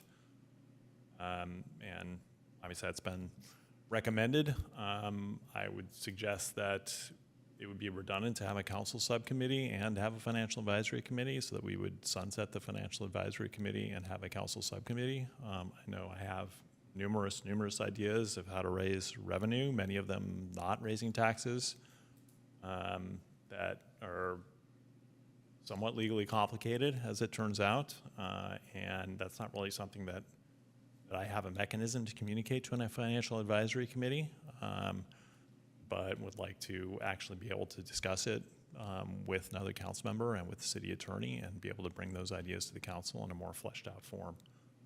So, and to reiterate what one of the commenters said, years ago we did sunset 2 of the advisory bodies. I did a review of other cities of the size of Albany across the state and in the Bay Area, and found Albany had either the most or the second most advisory bodies for a city of its size. So I was excited to get it down to 7, and we're back to 9 again. So I'm gonna keep pushing to reduce, because it does take staff time. So. If I could follow up with that comment, and this might be a question for Mala also. Were we to form a financial subcommittee, so a standing committee, would that preclude that subcommittee meeting with financial advisory committee members, or current financial advisory committee members who, if we were to sunset their group, they would no longer be a committee, but could we still meet with them as a subcommittee and with staff? So if you created that standing committee, it would be subject to the Brown Act. So in theory, you could either individually meet with them, or if you wanted to have them attend one of your agendized meetings and agendize some sort of topic for which they could participate as members of the public, because they would no longer be commissioners. So there would be mechanisms for us to still engage with them and really gain from the knowledge they've from the time they put in on that commission. So, correct. Perfect. Thank you. I'll look to other council members for discussion. Vice Mayor Lopez. All right. Let me flip my hat back for this, because some people finna get that work. It may come off as unpopular and may surprise folks what I'm about to suggest, and may make Preston a little happy that what I'm about to recommend in reduction. But the policing commission, I'm all for accountability, and I don't feel like we're getting it quite to the level that I had expected. It seems like our commissioners more or less have quite the limitations and restrictions, and it has come to my attention that as council members, though, we do have access to certain information when we approach the police department and approach our city manager.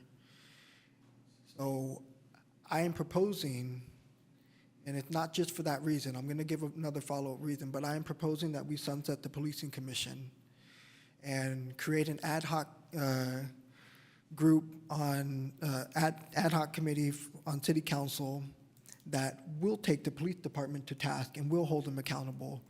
And I have no problem selecting myself into that. Chief John Gisenberg knows me pretty well now, but at this point in my opinions. But I also want to empathize that we have commissioners who are trying to do good work, trying to do great work, and it just, the needle's not moving. And that's no shade to them, and it's just the way the system's set up, the way the charge is set up, it's not a productive use of their time when they could possibly be serving in other more beneficial ways in our community, whether that's as a commissioner or even running for council. I've watched their meetings.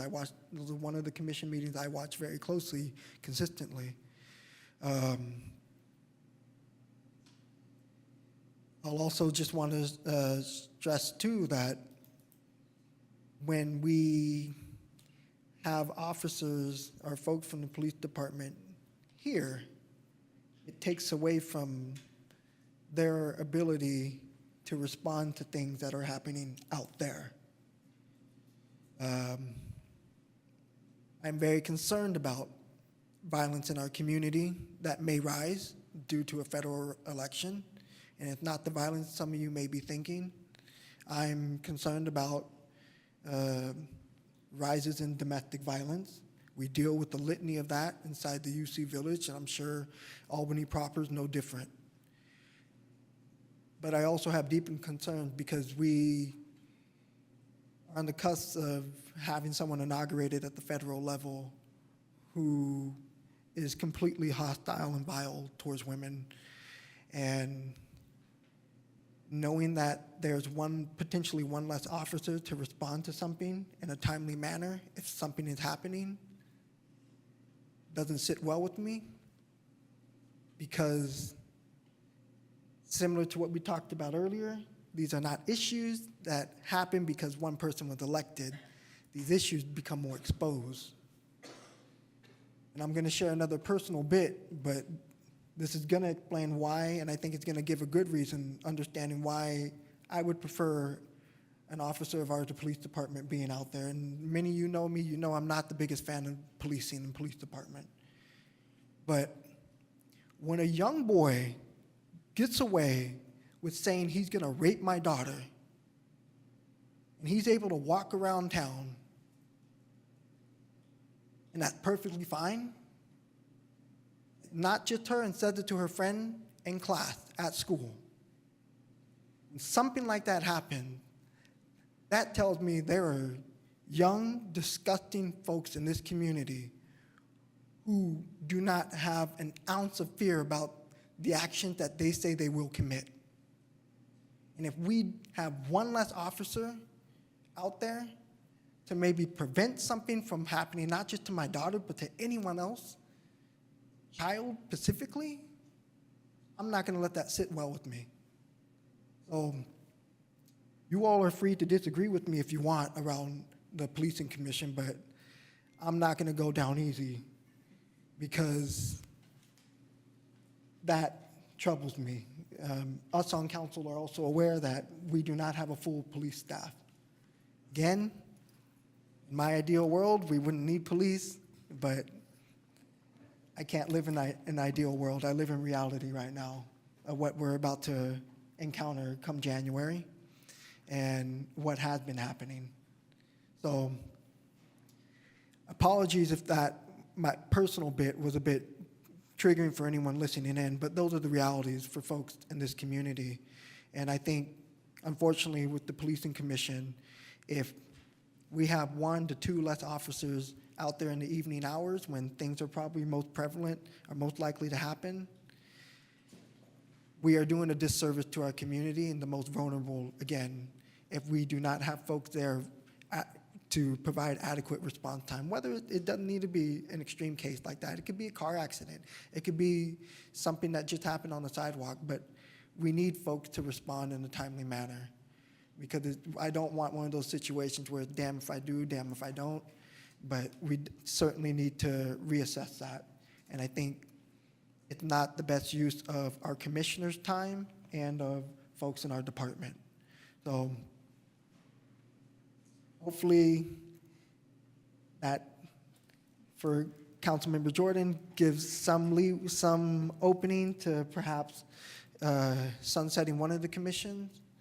I will say too, in the process of sunsetting this commission, like I said earlier, I'd love to have an ad hoc committee that focuses not just on policing, but public health and safety.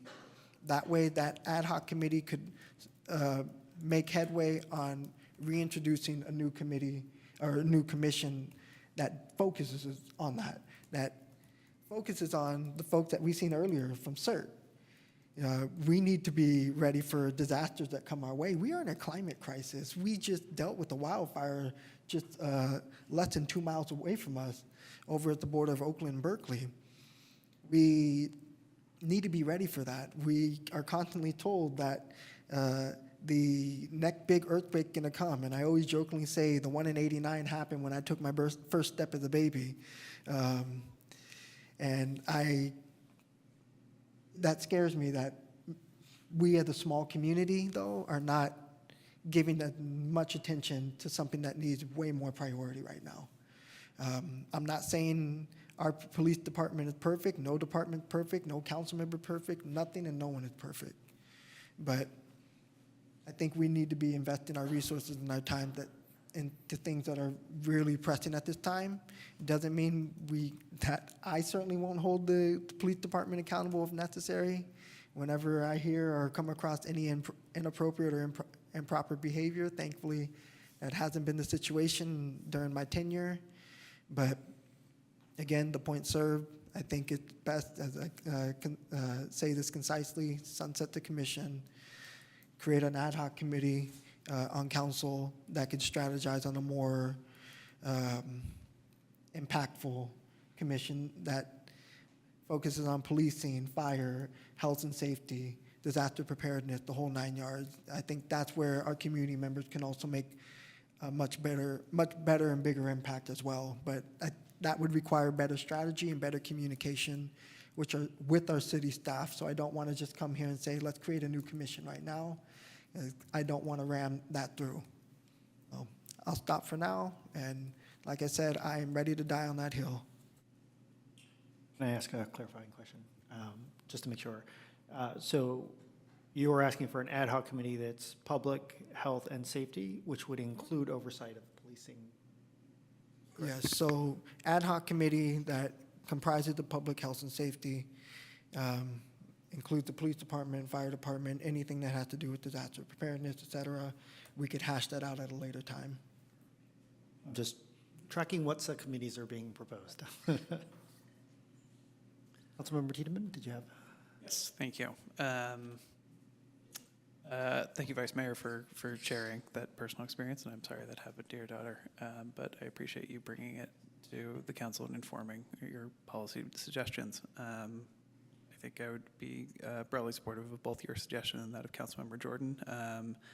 I think, as it often should be emphasized whenever we have conversations like this, I think it's important to emphasize that if the council takes something back into its purview and sends that to the commission, it is not us moving anything down the list or not taking action on it. It is us actually taking accountability for moving that forward, and can often be the way to move those actions forward and take them into a sort of more clear focus within the city, as the council are the ones who are directly accountable to voters, as well as the ones who are in the best position and the closest to the levers to actually make something happen.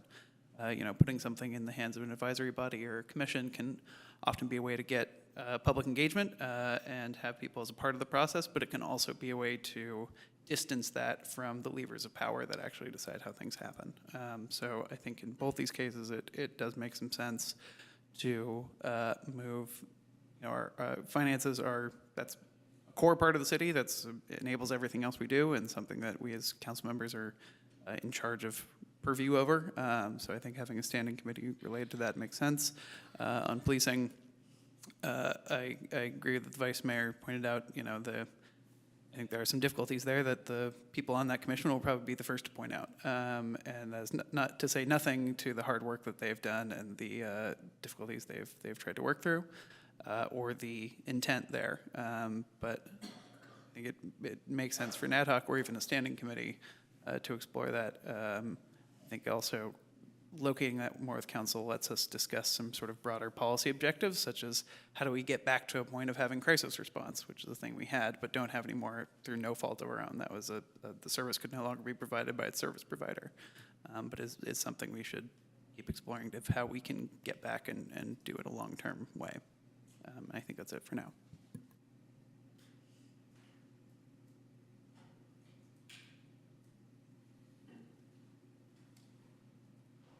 I'm just going to say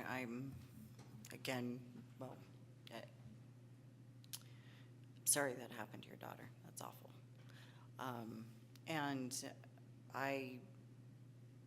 What I'm hearing tonight, I think all of us are kind of in that same alignment with everything that's been presented, talked about, things that we've heard going on through the different committees and commissions over the time. And I think that just makes sense, so. Thank you, Councilmember Hanson-Romero.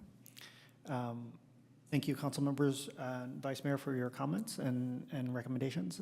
I had one other recommendation for consideration by the council, and it has to do with the as a whole appointments. My experience with the as a whole appointments was that someone made a recommendation and the council just approved it. And I know that in my work, when I'm looking at potential candidates and deciding which candidates to interview, it is very beneficial to have a second set of eyes, someone else to review the other candidates, the candidate that I'm thinking of, and really have a conversation. That's really hard to have it in the process that we have now. And so I kind of look to Councilmember Hanson-Romero and Councilmember Tiedemann about the process in which you all formed an ad hoc committee to form the Housing Advisory Committee. And I'm wondering if forming ad hoc committees for the appointments as a whole would allow us to have more frank and open conversations and make sure that any council member who's making a proposal isn't missing something. And I say this primarily because when I appointed someone as council holder, I was expecting there to be some conversation, or for another council member to perhaps to have another person they were thinking about appointing. And that didn't happen. And I was actually a little taken back by that. And I think it is a disservice to all those who apply to not have the ability for us, particularly for the as a whole appointments, to have a conversation. And so I would ask if we could consider for the as a whole appointments, which is essentially usually the students or the related to the school district appointments, that we form an ad hoc committee to have conversations. Yes, I think that makes sense. I've been on 2 ad hocs to appoint the full membership of 2 committees. One for the Housing Action, one for, wasn't the Police Commission, it was the thing that came before that. And in my experience, it takes 1 meeting usually. It's pretty easy. If you compare lists, usually you're in agreement on most of them because there's usually candidates who are better qualified. And so I think having a sort of seasonal ad hoc around appointment time to do those at large appointments makes perfect sense. And of course, we would bring that back to council, so council would object to whatever the ad hoc committee proposes. But that was one thing that I noted through the last process. So. I also just wanted to bring up something that was brought up earlier about the adult position related to school. I knew that we weren't necessarily making the student have to be living in the city of Albany. However, for some reason, I thought that we were keeping the adult, could be related in a school-related manner, but I'm trying to remember. I can't remember if we left it at they had to be a resident of Albany or they had to be working in Albany. In Albany, yeah. Right? So they had to be in some way affiliated with the city of Albany. Yeah. And the school district. I think our city clerk's looking at it. I understand the reasoning for wanting to, whenever possible, have it be a person who lives and resides in Albany. I worry about how hard already it is to get a candidate pool, and whether or not closing that, if it is open currently to non-Albany residents, that if we were to close that, it might make it even harder to fill the position.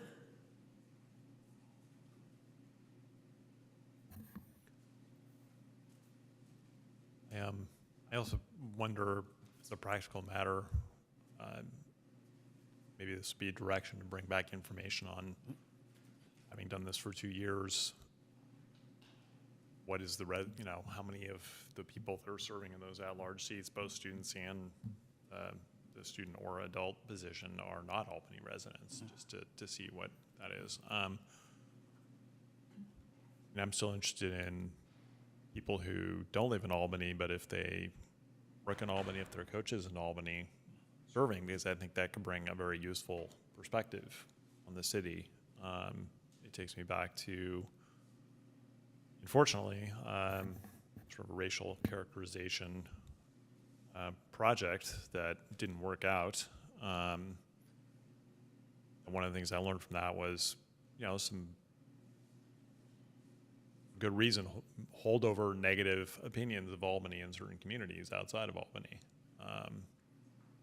And so for that reason, I think having people who don't live in Albany as one of 7 people who serve on a body could be quite useful.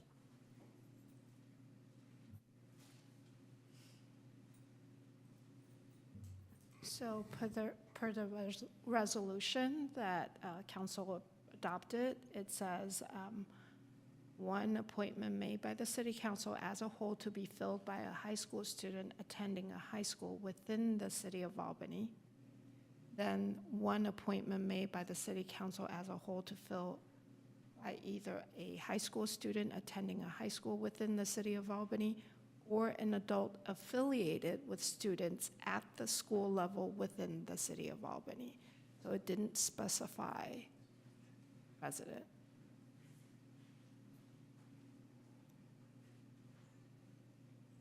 Thank you, City Clerk, for looking that up. I did have one other item. So in the council policies and procedures book, but maybe it's an advisory body handbook. I sometimes conflate those. currently a standing requirement for bodies to have work plans. And in fact, that hasn't happened for a lot of the bodies. We've sort of piloted a different approach of reporting in rather than having a work plan. And so I think there needs to be some consideration of how has that worked out, and if that's worked out, then the policy needs to be changed to match what the practice is. And so that might be something where staff could bring back information if that's of interest to the council. And I have an interest in, if there is a change, to because I have heard from some advisory body members that what would be useful to them is to get a look ahead of what is coming, particularly when they're considering applying, to know, okay, there's no work plan, to have some idea what issues are likely to come to this body over the next 6 months or a year. And I think while advisory body members are serving, that would be useful as well. So they have some feel of trajectory and being constructive with their time. One of the, thank you, Councilmember Jordan. One of the things that I'm also interested in is surveying those who have served and understanding those kinds of questions, also understanding how much time did they end up spending prepping for a meeting, how much time did it involve, mostly to help sell the serving, because I think there's a big vacuum in terms of people's understanding, and I think a lot of people assume that serving on a commission or committee means another full-time job. And I think there are those who serve on some of the committees and commissions who treat it as a full-time job. They have the availability and time to spend quite a bit of their focus on it, but others are able to spend less time on it. And I think it's helpful for us to be able to explain to the public what are the expectations. I generally tell anyone who's interested, who I talk with, to reach out to commissioners and committee members to ask personally one-on-one conversations. I don't know how many of them actually take that up and how many responses they get individually, but I would be interested in a survey of those who have served and how much time they spent, what they feel like would make, as you said, a work program. So like having them, what would make their life easier in the jobs that they're doing, and what would what would help encourage others to serve, I guess. So reminding me that the idea came up of, I don't know, when we per diem, it would be whatever the word in Latin is for night. But, some kind of recognition that for some people to serve is, a burden to be away from their family. If, for instance, they are going to need childcare. So I would be interested in exploring that and not just letting that idea go. We will be talking about budget next year, so. On that, I'll note that Ava Community Energy Board has a community advisory commission of volunteers appointed from its various areas, and they are given the same per diem as members of the board, which is not much, but it covers the cost of going to a meeting, missing out on your evening and doing some prep work, stuff like that. So I think it makes sense, and there is precedent for it.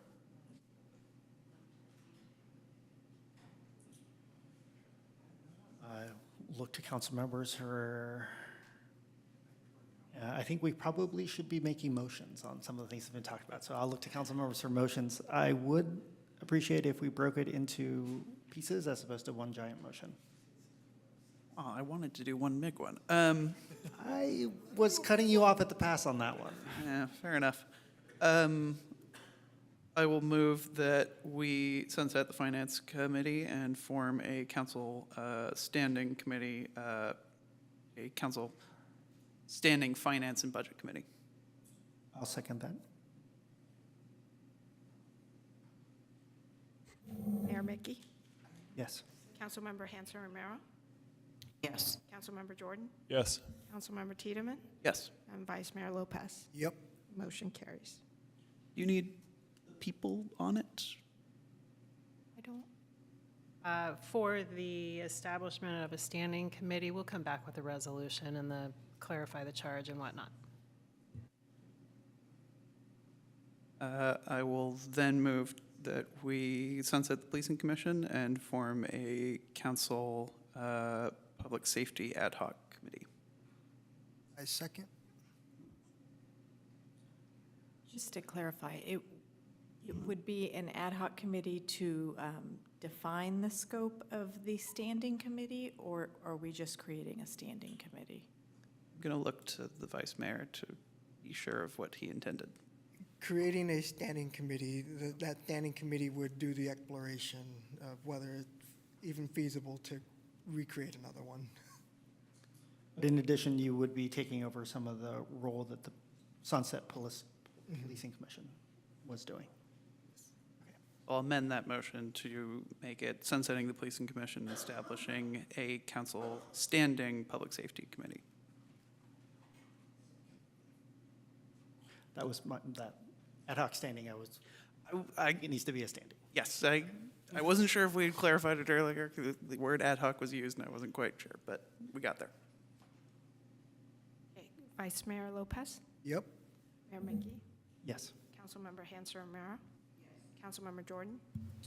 Thanks to the vice mayor, yes. And Councilmember Tiedemann? Yes. Motion carries. Do we need to make a motion about as council whole appointments being done by an ad hoc committee? Or is that something that we can handle when we get to the time of appointments? I'm a little concerned that it wouldn't be an ad hoc committee. So if you want to, if it's council who are consistently appointing certain committee members, I think it could be a standing committee. But if you'd like to create it, I think you could create it now. If it's not time pressing, I would say we could wait on that decision if it's a standing or an ad hoc. Yeah, if I could ask, I mean, it would be time limited because it would exist just to nominate people to fill those at-large seats. So it would last for a month or two, in theory, if there's people who've applied. And then should there be a vacancy, we would just form a new ad hoc committee? Yeah, or just appoint as a whole? I think it's an end run because it's each time you're doing the same thing, it's just, it's the same task. It's not necessarily the same members of council on the ad hoc committee. Even if it's the same task, it might not necessarily be the same council members who form the subcommittee. Which is okay, it was just different, it'd just be standing committees. I see. Of different appointment bodies. So it's something we can think about, but I'm just concerned that it isn't actually an ad hoc committee, and if that's the desire, Okay. it may not be. As long as council understands where I stand on this, I don't think we need to make a decision tonight. I can offer that in those situations where somebody nominated a member for the council as a whole appointee, I do look at their application. Mm-hmm. So even though it goes uncommented, it's not at least unreviewed by me. Mm-hmm.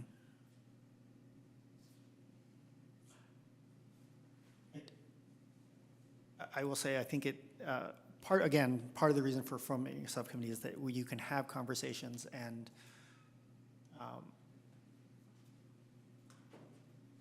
I think it's, when I have seen nominations, I have reviewed them as well, and I've said, oh, that looks really great, and I might have been thinking someone else, but it seems really strange to bring someone else to the council and then have us as a 5 talk about it, because they might both be great candidates, and so I feel like a subcommittee would be beneficial. Although if it's a subcommittee and not an ad hoc, then it's a public conversation anyway. Then I definitely want it as an ad hoc. Yeah, right. Okay, well, we can get some clarity. Hopefully, Mala, you can help us understand the nuances of that, but we don't need to make a decision tonight, it sounds like. The solution might be informal. You know, if I have somebody I'm interested in, then I talk to another council member and say, hey, what do you think? Are you talking to anybody else? Are you considering anybody else? Are you open to talking about this? I would like some feedback.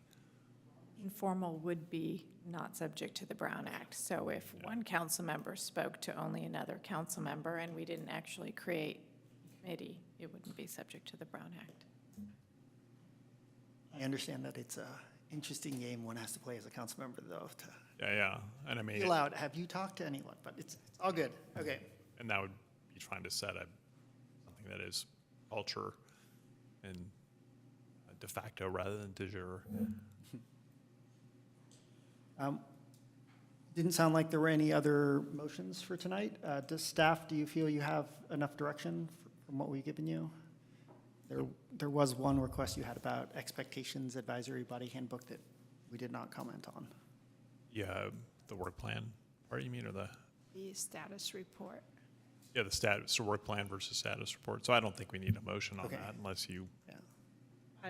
I would just point to item 6 in the staff report to confirm that that language is workable for the council with regard to clarifying the progress reports, which could be incorporated into the advisor body handbook as we update that for the next 2-year term.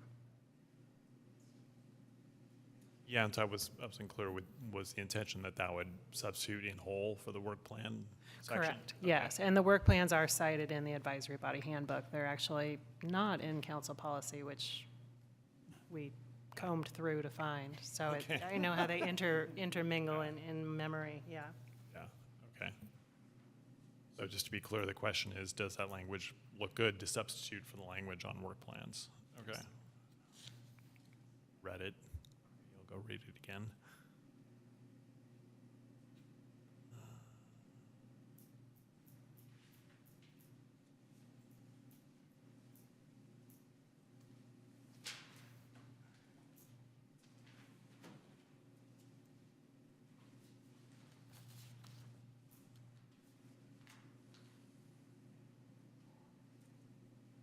Basically, that the council would get a status report each year of the 2-year term, and the prioritization of the work by the advisory body is first and foremost speaking to the city council strategic plan, express goals.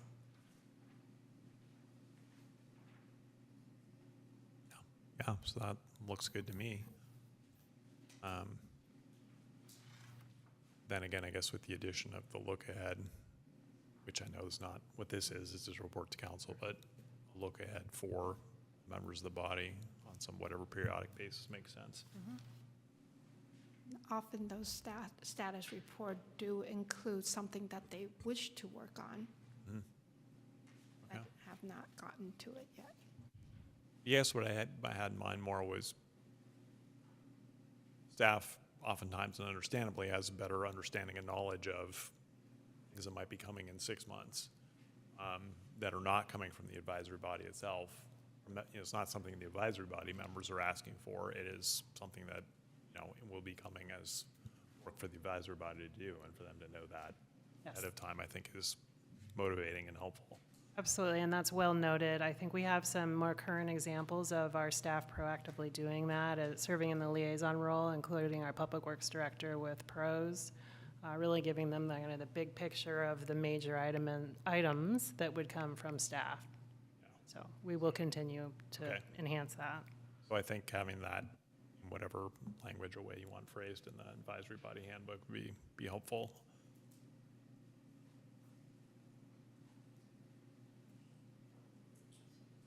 Okay. Well, thank you, everyone. We'll close this item. I'm going to ask that we take a 5-minute break, and we'll reconvene at 9:25.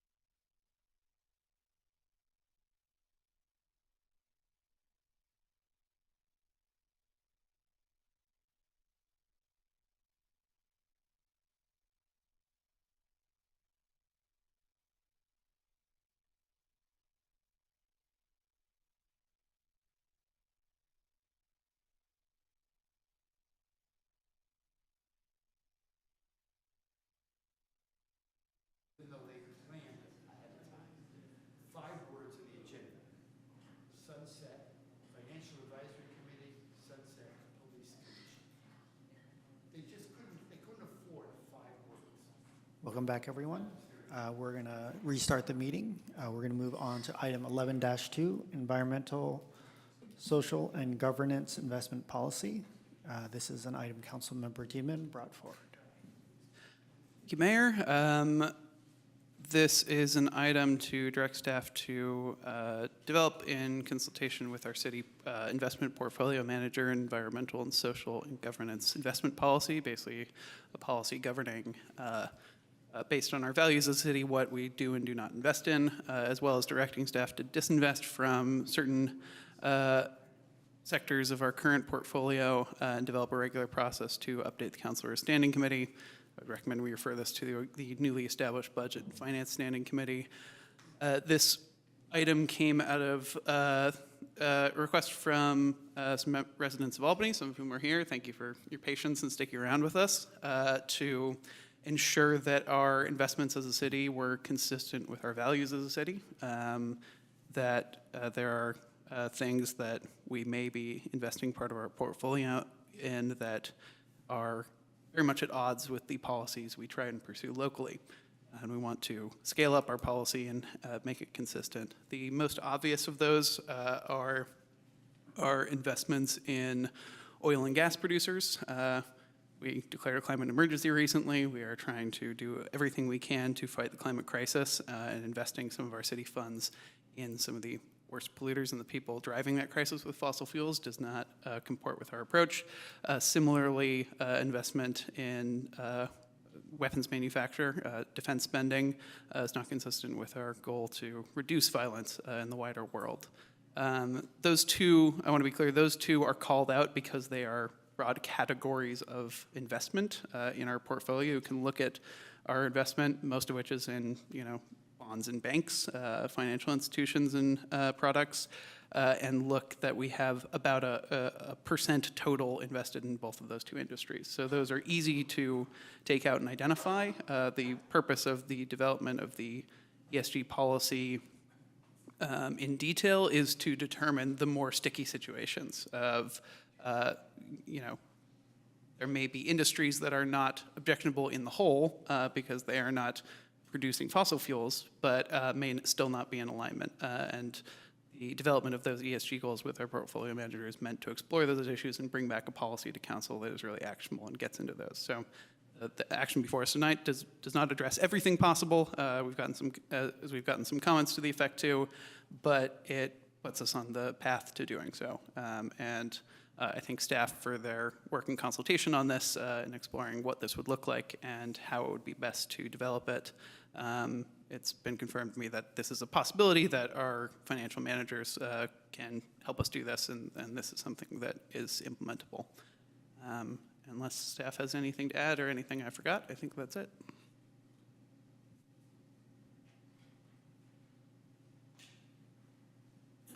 I'll look to council for questions. Councilmember Jordan? Yeah.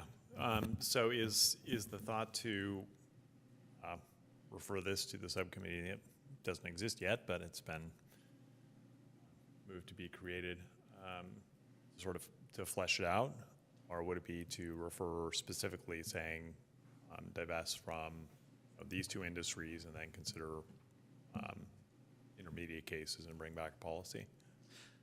My intention was to refer to staff the development of the policy and for them to bring that back to council for adoption, and then for the standing committee to get regular updates as the implementation and what our portfolio looks like, because that's not something we explore regularly right now, and I think it would be beneficial. Okay.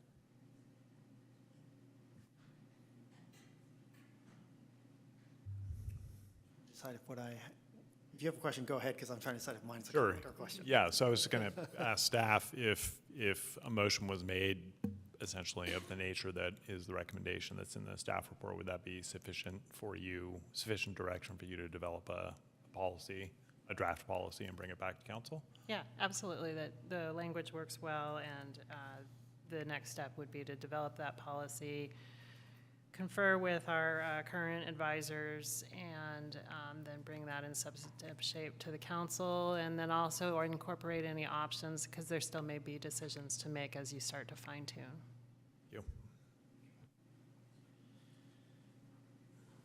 Logistics question, and how does one, I understand the fossil fuel side, right? People that do the surveys, people that actually extract things, I get that side. To me, that's relatively straightforward. The weapons manufacturing, I mean, not the greatest example. One example is Boeing, right? I mean, Boeing does a lot of things.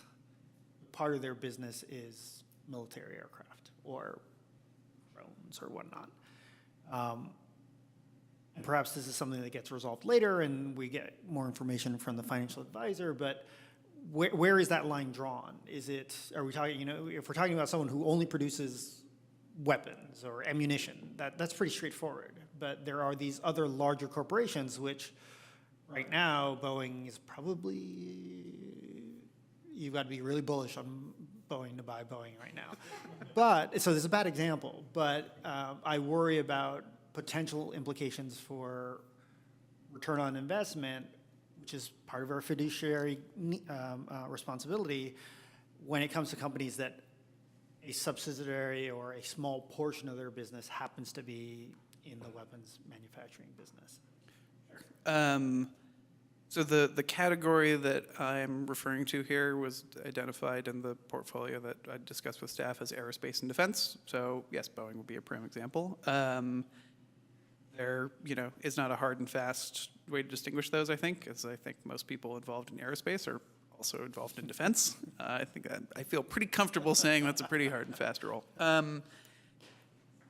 I think the getting into the nitty-gritty of, there may be some corner cases where people are not in that category who have some involvement in defense spending is probably something for the ESG policy development. I think for this case, I'm recommending moving away, divesting in their current investment in the aerospace and defense category because it is a clearly identifiable one, and I would have more of the worry you have if it was large, but it is 0.5% of our current portfolio. So I don't think it's really worth splitting hairs over. I was a little nervous that we were going to start talking about Google because there were a whole series of Google workers who were protesting government contracts that they had. So I think that's a complicated and interesting question for the full policy development. Perfect. Well, that's it. I was trying to figure out if that was a comment or question. I think it was a question, so I'm glad I raised it. Opening up for public comment. If you'd like to comment on this item, please make sure that you filled out a speaker card. Do we have a sense of how many speakers inside and online? We have probably 7 in-house and 8 online. Okay. Ooh.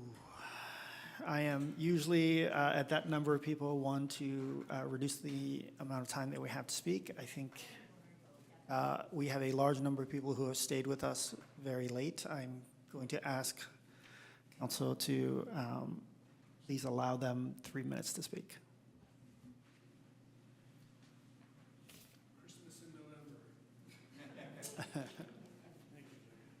So we have Peter, Anuko, and Mike. Hello. I've provided comment via email, but in the time I have, I really can't cover as many bases as I'd like to. But we express our values as a community multiple ways. We do it when we do our land acknowledgement. We did it during the ceremonial matters today. Very moving. It makes you proud to be part of this community, to be part of that. This is an opportunity for us to further extend that and express our values in our investment policy as a community and what we choose to invest in. And as Aaron's laid out in his memo very clearly, there are certain ways we can do this using specific industry categories defined by Bloomberg. City of Alameda did something very similar to that. It's a way to clearly define where those monies get spent. I should emphasize, because I did look at the public comments that were available online, there was an objection potentially made that this was somehow a statement, if we go for defense, against defunding our military. No, we already fund our military as taxpayers. I don't like how much money I'm giving to the military, but that's something I do as a taxpayer and required to do. We already fund the military. What we're talking about is not supporting defense contractors that are selling weapons to foreign countries that are using those weapons that are in direct contradiction to our values, in violation of humanitarian law. And you know, we could go into at length what's been happening across the world with weapons that the United States is selling to foreign governments. The other objection is, and I think this has already been addressed, but I'd like to speak to that too because it came up in the comments. This in no way imperils or puts at risk your fiduciary duty to the city to make the most of the money. It also has the benefit of setting an example for us as individuals. Some of us already do this in our personal investments, but it emphasizes the fact that we want to make this world a better place, and we do it in every way we possibly can, while still, you know, honoring our obligations as citizens. I guess, well, I think I'll stop there, but thank you. Thank you for your comments. Hello, I'm Tomiko, Albany resident. Thank you, Councilman Tiedemann, for bringing this to the agenda. Already tonight, several times, people have mentioned the upcoming administration, and I think that really speaks to the anxiety and fear in our community about what's out of our control, what's happening in our country. And in this times, we have to really focus on where we have power and step into that power. And we have power here tonight, or you know, in the committee, to control where our city invests its money. I think, as was mentioned before, we already declared a climate emergency. Obviously, we should not be profiting off companies that are contributing to the destruction of our planet. Same with the weapons. No one should be profiting off war. And if anybody is concerned about the U.S. military-industrial complex, like, it'll be fine without our 1%. This isn't about taking down an industry as much as I wish we could. This is really about standing for our values. When our values are under attack at the national level, we need to stand up for what we believe in. So I'm asking you all, please stand up for our values tonight. Thank you. Thank you for your comments.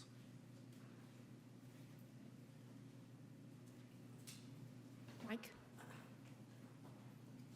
After Mike would be Dawn, Rochelle, and Elaine. Thank you so much for allowing me to speak, and thank you for other Albany residents who are, and I support you exactly what you have said. I support the broader goal of aligning our investments with our community values. I'm really against putting investments in oil and gas and corporations that promote war. I come from a place, I'm an immigrant, where war has been problematic, has forced my family to immigrate to U.S. So I understand that, and I fully support of the concept. However, I do oppose the timing of the proposal. This is yet another last-minute agenda item brought forward by a privileged and now a lame duck council member who was simply rejected by Albany residents. Such significant policy proposals should not be rushed through by a departing member whose actions serve more as a personal legacy project to support his future political office runs than a proposal for a thoughtfully crafted policy for our city's future. This issue, as you have seen, deserves a comprehensive discussion and the input of the newly elected council members who will be responsible for overseeing its implementation. By postponing this decision until 2025, we can ensure that it reflects the priorities of our community and leadership rather than being hastily pushed through again at the 11th hour to benefit a departing council member. I'm saying no to it. By allowing the incoming council the opportunity to take the time needed to propose and support a policy that is deliberate, equitable, and effective, rather than rushing it into the decision and making a hasty decision like we are planning to do tonight. Delay it. Please delay it.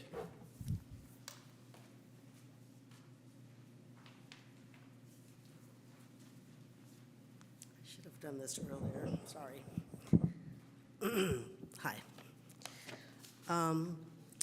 I too would caution the council on quickly moving with this investment divestitures for an ESG framework.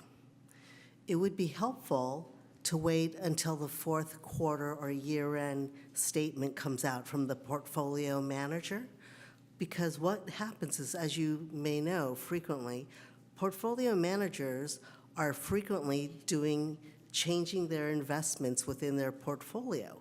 So currently, when you checked, it may be 1%, but maybe today it's ballooned to 5% of their holdings, or maybe it's 0.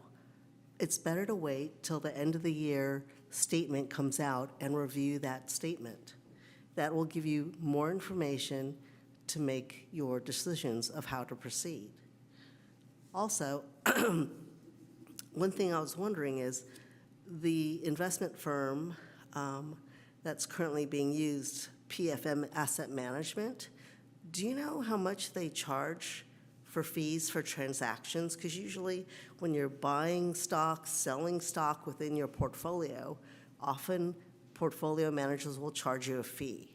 I'm not sure how PFM Asset Management, if it's based on a percentage of the overall assets that they're managing for the city of Albany, and they're going to base their fee on changing the makeup of their portfolio to accommodate this change, if it's going to be a huge hit to the profits of this investment. So I would just ask you to look into like the fee structure. I ask you to look at the year-end statement and see what exactly is the compensation, the composition of that portfolio. Thank you.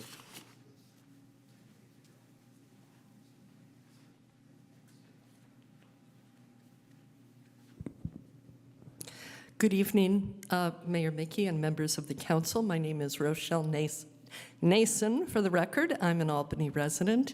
And I would urge you tonight to limit your direction to the staff to the fossil fuels divestment piece. I think that it's very important to get more community input on the weapons piece, that this could be your first referral to your new financial advisory committee. As Councilmember Tiedemann says, this is rather obviously a path to something else, and that something else is known as BDS, boycott, divest, sanctions. And the dilemma here is when you talk about weapons, weapons includes defensive weapons. Defense contractors build defensive weapons. If you look at a weapon like the main weapon that the United States provides and assists the state of Israel with, it's the Iron Dome. And that is the defensive weapon that protects Israelis from the aggressive actions of Hamas and Hezbollah and Iran, of course, in sending bombs into Israel. If you as a council want to make the statement that you're against and that it's not compatible with our community values to invest in a company that provides that kind of technology, you're making a pretty tragic statement from the perspective of many, many people who live here in Albany who do not want to see Israelis randomly murdered in that way. It's a big issue. It's a difficult question. It should be considered by the Financial Advisory Committee. And as a former city council member, I will say this. I think it should be considered after we have a long-term financial plan for the city and addressing unfunded pension liabilities and so forth. If you want to make the world a better place, you were elected to make Albany a better place. let's do the really basic things like financial planning that this council is responsible for before veering into international relations. Thank you very much.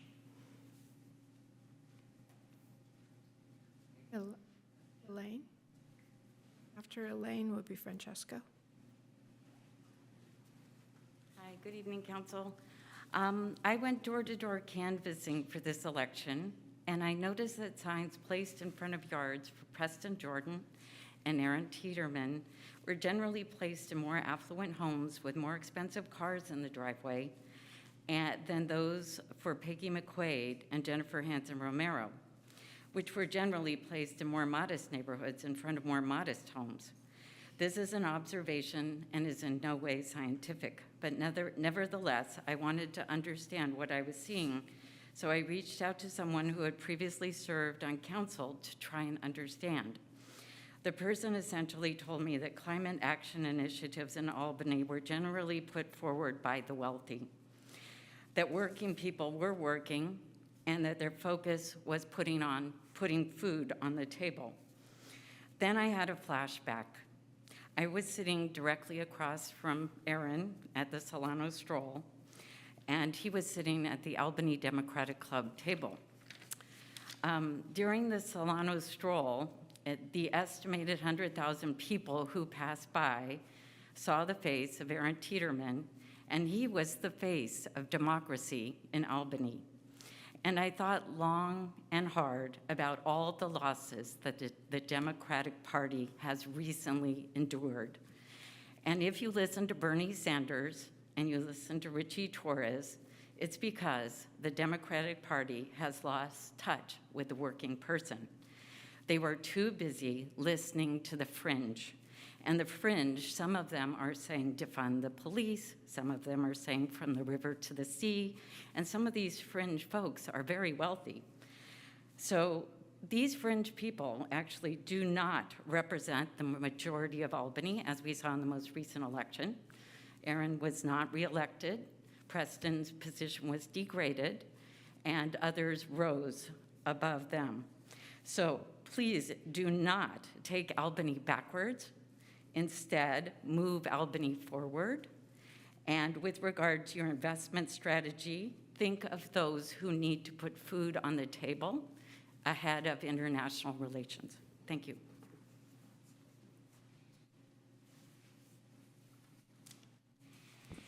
Francesco Papalia, Financial Advisory Committee. I would like to inform you and one of the commenters here that I literally asked the question to the investment advisor at our meeting 10 days ago, what was his fee? And he promised me online that he would give us an answer the next day. He would give us an answer the next day. Crickets. Crickets. Crickets. Why? Well, I know why now, because your intent was maybe because he doesn't want to, cloaked in non-transparency, and the Financial Advisory Committee staff, cloaked in non-transparency, stayed away from that meeting and had the city clerk run that meeting, didn't show up, vague issues. Oh, we had staffing issues. The meeting before, they canceled. Lack of transparency and honesty is rampant in the finance department. They did not want to answer to us. And now you want to give the city staff more work rather than addressing the $40 to $50 million unfunded pension liability. No, now they're going to do this esoteric thing that we don't need to do. We don't need to do it.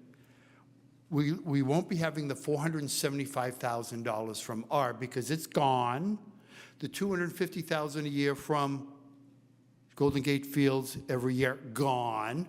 Potentially $2 million plus in taxes will be gone if Golden Gate Fields gets sold to a non-tax paying entity. But what are we going to do? We're going to figure out how to deal with 1% or something from an investment that won't even tell us what they charge when your our representatives asked the direct question 10 days ago, and someone innocently came up here and said, well, what did they charge? I got to tell you, I had no relationship to that. Peter came up to me and asked me, he said, didn't you ask that question? I said, yes, I did. He said, what was the answer? Crickets. In case you don't know what crickets is, it means zero response, which has been the going thing from the city staff in the finance department when asked to do something by the Finance Advisory Committee, because they don't want transparency, they don't want to be challenged, and now I'm afraid that you've just given them more power, and now the city has given, with your help, the ability for the city manager to now appoint them, and you don't even have the power to survey or approve the appointment. So now the staff has complete control over who's going to run the finance department. Shame on democracy and transparency in the city of Albany. Thank you for your comments. Do we have anyone else in the room who would like to make comments? Not seeing anyone else in the room, we'll move to online comments. Hi, my name is Amber, and I'm an Albany resident. I am really not sure. I want to just get back on track to what this issue is at hand. I think it's very clear cut that divesting 0.5% from two different industries that are tearing up the planet is pretty simple. It's pretty cut and dry. This is a low-hanging fruit. I don't think that catastrophe is going to follow into the city of Albany if this is passed. Also, it's not, it sounds like the proposal is to create a subcommittee to go into it into detail. So the folks, the folks who are saying that to slow it down, we know that city government moves slow enough. So I really commend the council. I really commend Councilman Tiedemann for bringing this forward. I agree that what looms ahead with the new federal,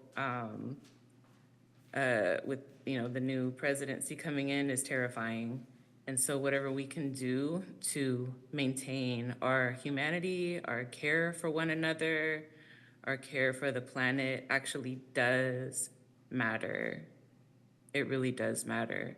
And these are the things that make Albany a good place to live if it's going to continue to be a good place to live. And so I thank you very much. Thank you for your comments.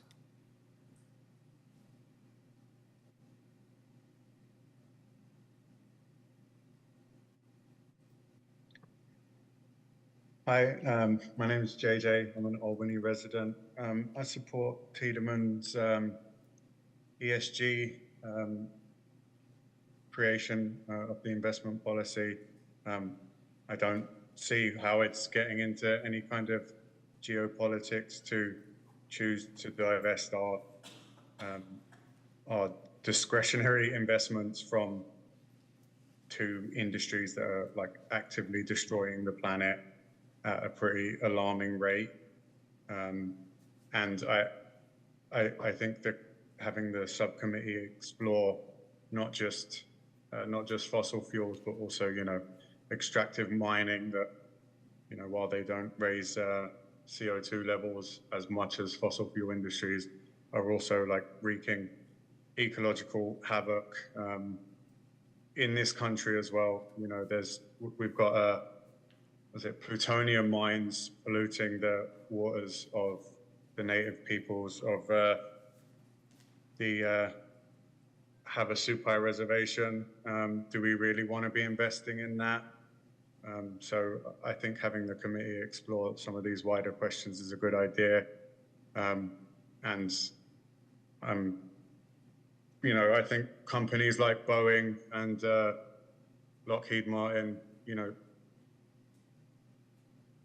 they don't just happen to make some benign products that also get used by military, in addition to making, increasingly shittier passenger planes. They make bomb flight components. They make the bomb part that delivers the explosive to the ground. Bombs made here in California, actually, at Boeing factories, are currently being used to bomb people in tents. So I don't think we should shed a tear for divesting from volatile industries, especially. I support the creation of the policy. And it should be done as quickly as possible, which all the concerns about procedure will be addressed in the committee by my understanding. So this isn't a decision, this is just starting the process. So I don't think people should want to delay the start to delay a committee and so on and so forth. That's just cynical stalling tactics. So I support you passing it in your term that you are elected for, Tiedemann. You weren't elected for a term minus some vague amount of time. So I support you passing it.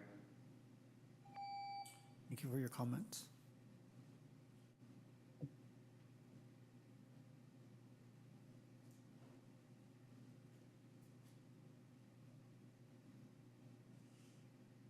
Yeah, good evening. My name is Sherry Drobner.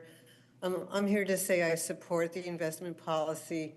In listening to some of the speakers who were opposing it, the sense I got was they really didn't understand that this is really about values, and what we value is life, and trying to support companies and projects that are for the social good. Albany, I suppose, has maybe a small percentage of investments that are profiting off of war and other human activities that promote the suffering of communities around the world. And these are companies that are not working for the social good. And I think we already support those kinds of companies through our federal tax dollars, unfortunately. So locally, there's something we can do.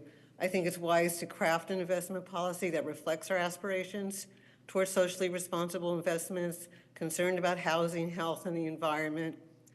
Given the state of our country and the coming regressive policies that are going to impact all of our cities, here as a community, we can at least have a policy that projects our ethics and concerns for a better world. At the local level, we can make ethical choices that do not endanger the bottom line of our investment, which some people are concerned about. This is not at all a new idea, and fortunately, citizens have worked with councils to craft policies that divest from war and destruction and invest in projects, to move society forward. And this is happening around the country. It's happening just within our own region. And we shouldn't be afraid. We should be bold, and we should go forward. Thank you. Thank you for your comments.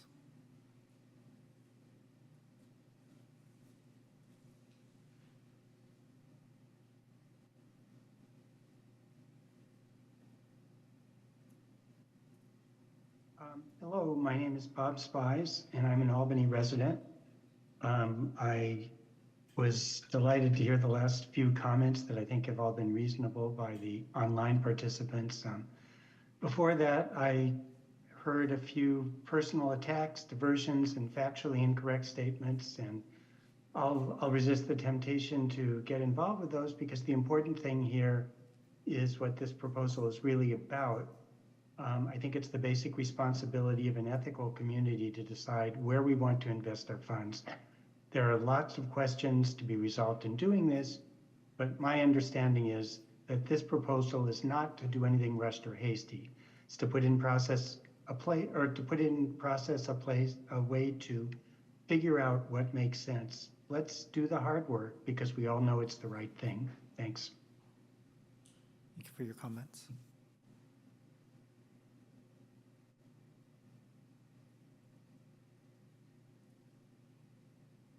Hi, my name is Cecilia, and I'm an Albany resident. And I just want to say that I'm in support of creating this subcommittee. I think early on, a couple of our community members spoke about how, with so much uncertain, and we know that, the federal government won't be lifting a finger to protect our environment, rather than be doing the opposite. we can really decide to instead focus on what we can do, what we can control. And this is such an important step in demonstrating to our own community and to other communities here in the Bay Area that we have actionable change within our power, right?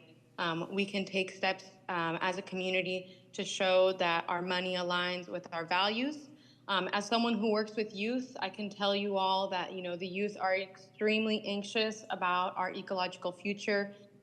They're also incredibly concerned about our values as a community. And again, this is something that we can do to demonstrate to them that, again, we're aligning with our values, we're acting as a community to, again, divest from fossil fuels and from weapons manufacturing. Because when you think about it, is that really what we want to invest in? Creating more weapons, contributing to the destruction of the planet.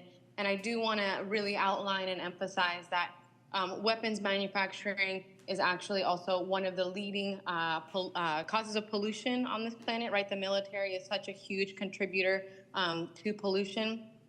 So by divesting from weapons, we'll also be divesting from, pollution and climate change. And again, this is really not about defunding the military as much as some people might like to do, but because again, our taxpayer money already goes to funding the military against my personal will. But this is, again, bringing it back to the subcommittee, a way that we can choose differently as a community, choose hope, and choose a positive and sustainable future. Again, let's keep that in mind as we, hopefully move forward with the subcommittee. This is about choosing and creating and crafting a sustainable future for our community and for communities across the world. Us in the U.S., we have a particular responsibility as the major pollutant to be taking appropriate steps to mitigate our contributions to climate change. And this is one. This is something Albany can do. As we're focused on the local, this is something Albany can do to pave a new way forward. So I support the creation of the subcommittee. Thank you. Thank you for your comments.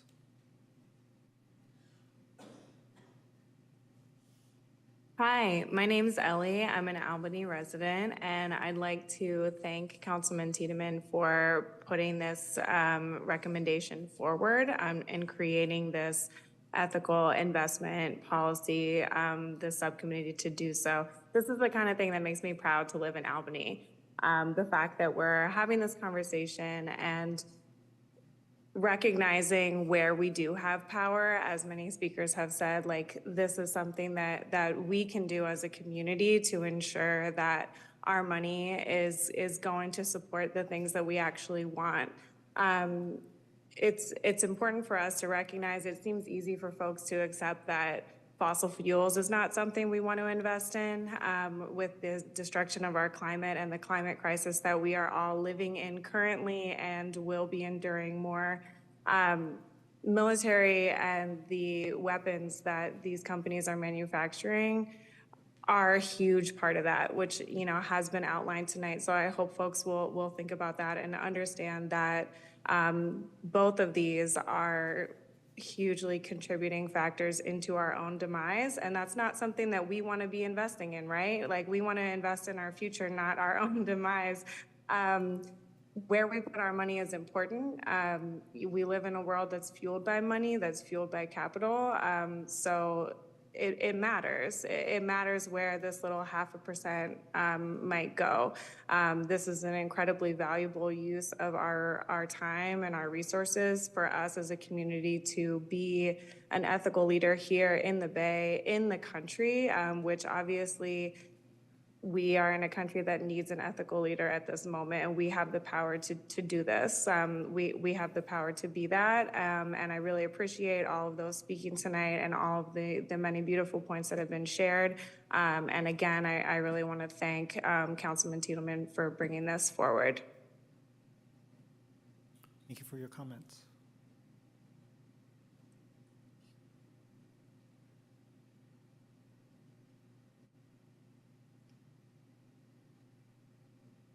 Yes, this is Lucinda Young.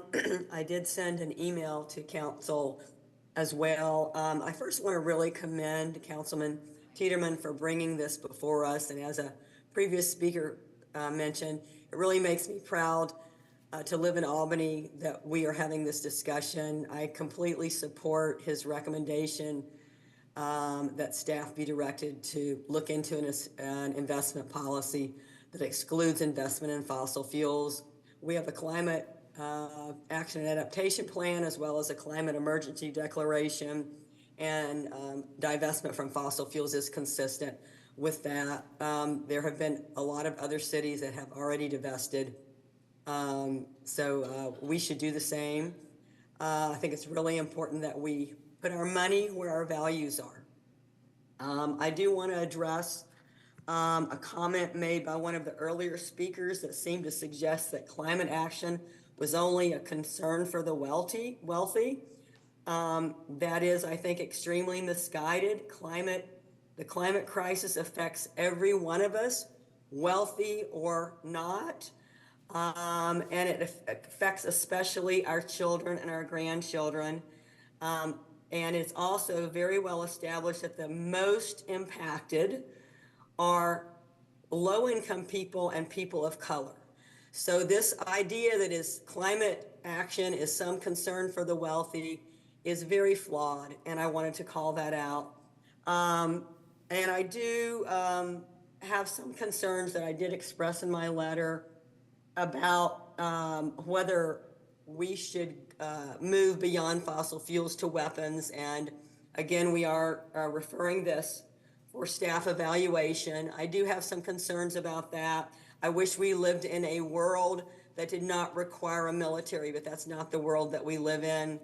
As a previous speaker mentioned, weapons include defensive weapons, and it was our military that provided weapons to Ukraine to defend the horrific invasion of their country. So I think weapons needs to be looked at. I think it's very, very clear that we need to exclude fossil fuels. Beyond that, I would just ask staff to more carefully look at this. And again, we want to reflect the values of our community. Thank you. Thank you for your comments.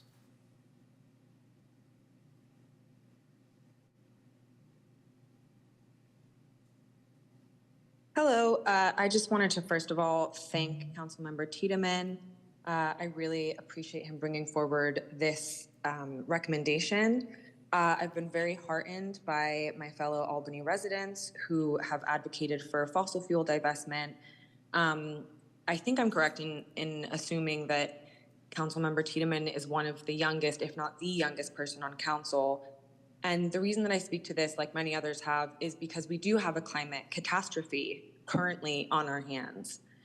I have been, or sorry, to circle back, young people are the ones who are going to face the consequences of this climate catastrophe that we're already seeing the effects of. I admit I'm pretty confused by some of the folks who, mostly those in person. The investment policy is reviewed yearly by the city charter, and my understanding is that they charge a yearly fee, the management company charges a yearly fee, and our investment manager delivered a report only last month. So for folks who are confused or concerned about this, I know someone wanted a year-end assessment, that's what they're doing. People seem to be very upset at Councilmember Tiedemann, and I'm quite confused because I think he's proposing the first step in identifying where a city with such high values will place its money ethically.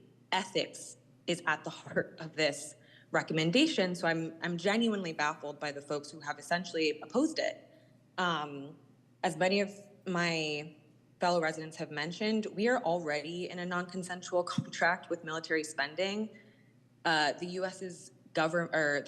budget for military is $1 trillion, which is mostly taxpayer, if not all taxpayer money.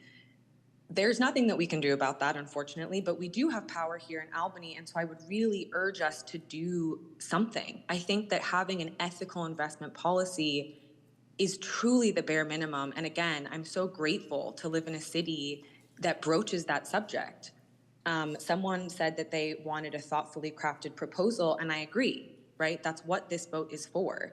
And then lastly, I do want to express my deep disappointment at former Mayor Rochelle Nason, who said that people don't want to see Israelis murdered, you failed to mention the over 300,000 Palestinian civilians who have been murdered with American taxpayer dollars.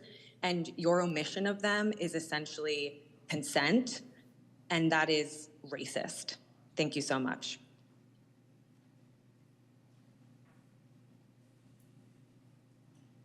Thank you for your comments. Hi, good evening. My name is Saya Farriktala, and I just have a couple of brief mentions that I'd like to make. I think the ESG framework is something that could be considered, but it is such a broad and vague framework that I'm not sure that every single person in Albany would agree with. I do think that introducing other lenses to look through in government would be super important. I think that the city of Albany has a very singular lens, and I don't disagree with a lot of the items that have been brought up, like climate action and so on, but in more measured steps. I don't really like to move very hastily, divesting from perhaps investments that are considered unethical. It's not a bad idea. However, I don't feel like every voice is being heard for an ESG framework to take place. I got to be honest with you. I also don't understand why the city of Albany is getting involved in all these international politics. I mean, as a whole, we're the United States of America, but yet it feels like Albany consistently wants to secede. So I get that that's strong.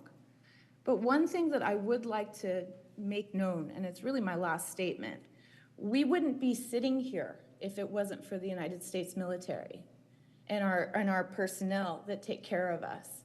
It's a privilege for us to be sitting here because, not just because of the past wars, but because of the daily activities that do take place to protect us. I mean, we're an amazing country. I mean, we're a profoundly amazing country, and none of us have forgotten that. Me saying that doesn't make it any more amazing. But the fact that we get to sit here and have this tit for tat, back and forth, bash each other politically, that's actually kind of shameful. And then also to bring up the military, the industrial complex, let's take it down. Well, let's not forget, other countries want to take us down constantly, consistently, infiltrating us. That's not paranoid. That's the reality. So I think the ESG framework, exploring it would be great. I think subcommittee is too quick. I think you have an incoming council member who also has experience, also perhaps looks through maybe a slightly different lens, and we should consider that. And we should consider waiting for that change to take place. Thank you very much. Thank you for your comments.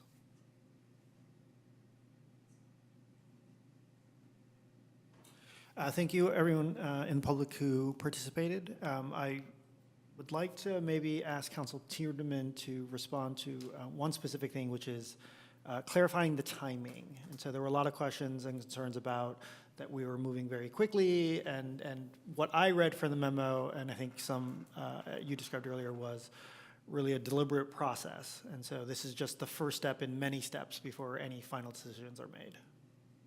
Sure, and I can respond to most of the comments and questions. On that one, yes, this is, as it says in the memo, this is directing staff to develop an ESG policy with our portfolio manager to be brought back for final approval by council.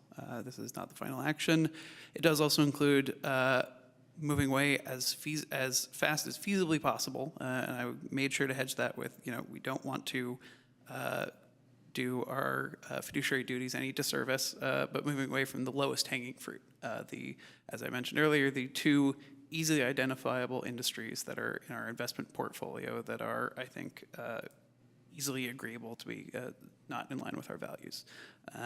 But yes, the larger policy, I have not written an ESG policy as part of this memo. It is not attached. That is something that I'm hoping that we will direct staff to develop and bring back to council later.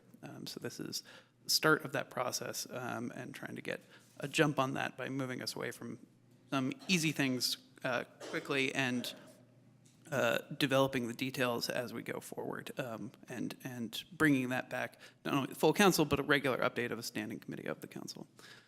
If I can address some of the others.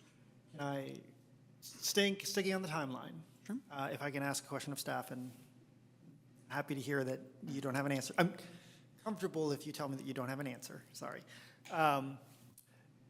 Timing, should we decide to move forward with something like this, my assumption is the timing is that we probably wouldn't see something until January or February, given that the first meeting in December is not that far away, and the second meeting in December would actually be the new council at that point. Sorry, the second regularly scheduled meeting in December. Yeah, in terms of timing, we would need probably January or February because of the other work going on with both the investment group as well as your audit, et cetera. Thank you.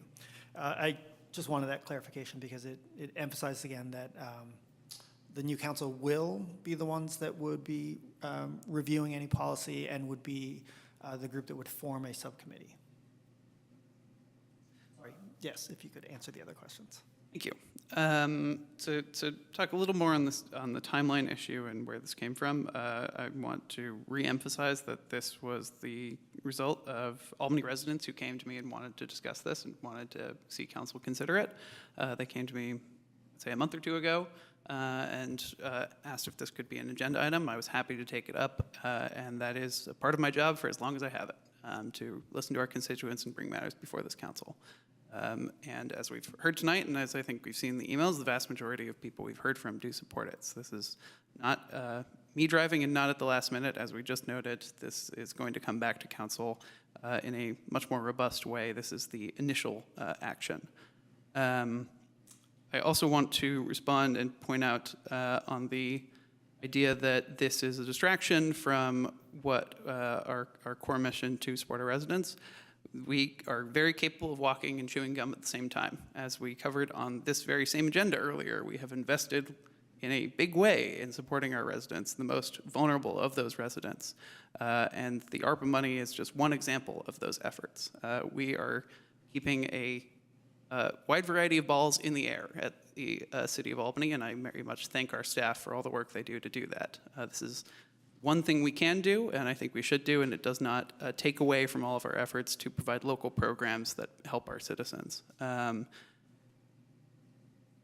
Next, on discussion of the international portion of this, first I want to say I really do not appreciate the connection of this to BDS or anything else. I did not mention Israel or BDS in this memo. If I wanted to write a memo about Israel, I would have written a memo about Israel, as I did when we discussed that issue. I did not mention Israel. I did not, in fact, use the word international at any point in this memo. And that's because this is not us making international policy. This is us talking about policy that affects us quite approximately at home. As some members of the public mentioned, this is not us disinvesting in our military. That's not an option we have. This is not us saying that the U.S. can't send material to other countries. That is not a thing we have a choice over, and it's not a thing our investments impact. What it does impact is things that impact us locally. Weapons manufacturing does not just mean things for the military. It means weapons manufacturing of weapons that go onto our streets. In the US, people buy over 1 million guns every month. I don't think that's good for us as a country. I don't think it's good for our streets. I don't think it's good for our town. And that's what we're trying to move away from, something that supports that. Similarly, in oil and gas, we produce more crude oil than any country in the world. And that is harmful to us here in Albany because it pollutes our environment.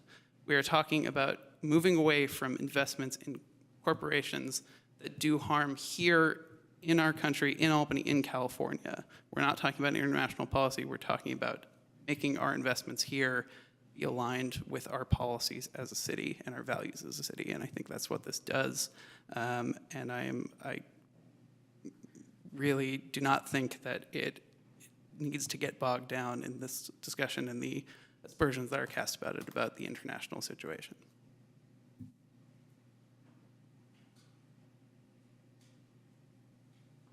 I'm checking if there are other questions. I'm going to save my comments for last, as I normally do. So I'm looking to other council members if they have anything they would like to add to the discussion. Not seeing other comments. Councilmember Tiemann, I appreciate you bringing this forth to us. I will say, particularly what hits home to me is the last statement you made about guns and gun violence. And I am completely supportive of this effort in terms of removing ourselves from fossil fuels, really thinking about sustainability.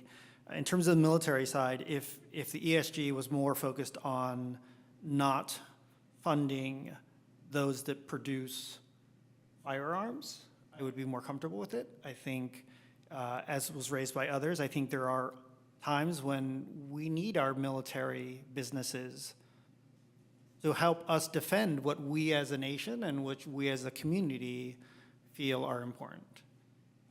That's anyone who listened in to the peace proclamation. I'm clearly on one side in certain discussions, but I feel that in terms of military, if it were more refined to firearms, which I truly do believe is the local issue. We already have a prohibition against our police department, or at least I think we do, against the purchase of surplus military vehicles. And I think that, and equipment, and I think that's really important because that is a local issue. I think the firearms is a local issue. I think the thing that I would actually say about this memo that worries me, well, not worries me, but provides an opportunity to have a conversation about is we are talking about taking action to say what we won't fund. If we're going to form a policy, I feel we should be also be talking about what should we be funding? Not that the financial advisor has to follow up because they also have to do the fiduciary, but I work for a company that happens to be a B Corp. We are not publicly traded, so there would be no investment in my corporation. But if you don't know, a B corporation has 3 bottom lines: people, planet, and profit, in that order. People is the employees of that company. People are the community that company is founded in and sells in. The planet, that whatever they do, we are audited every 2 years to show how we are protecting the environment, essentially. How are we reducing our carbon footprint? How are we doing everything we can as a business and have the cover, because it is in our charter, that we can do that. And last is profits, because businesses need to make money or you're not a business, you're a charity.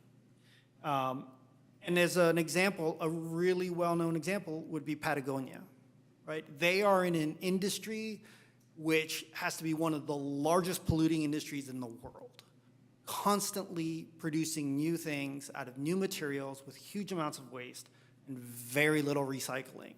And Patagonia has a triple bottom line. And so what I ask is, if we're going to go through a policy, why would we not also ask our advisor to look into what would it mean if Albany proactively invested in companies that is thinking about the planet? There are going to be no fossil fuel companies that are a B Corp, right?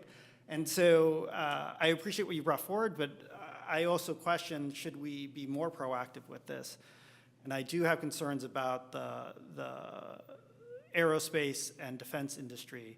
I would be supportive of something that was more specific about firearms companies or ammunition companies, because that's where I stand on that.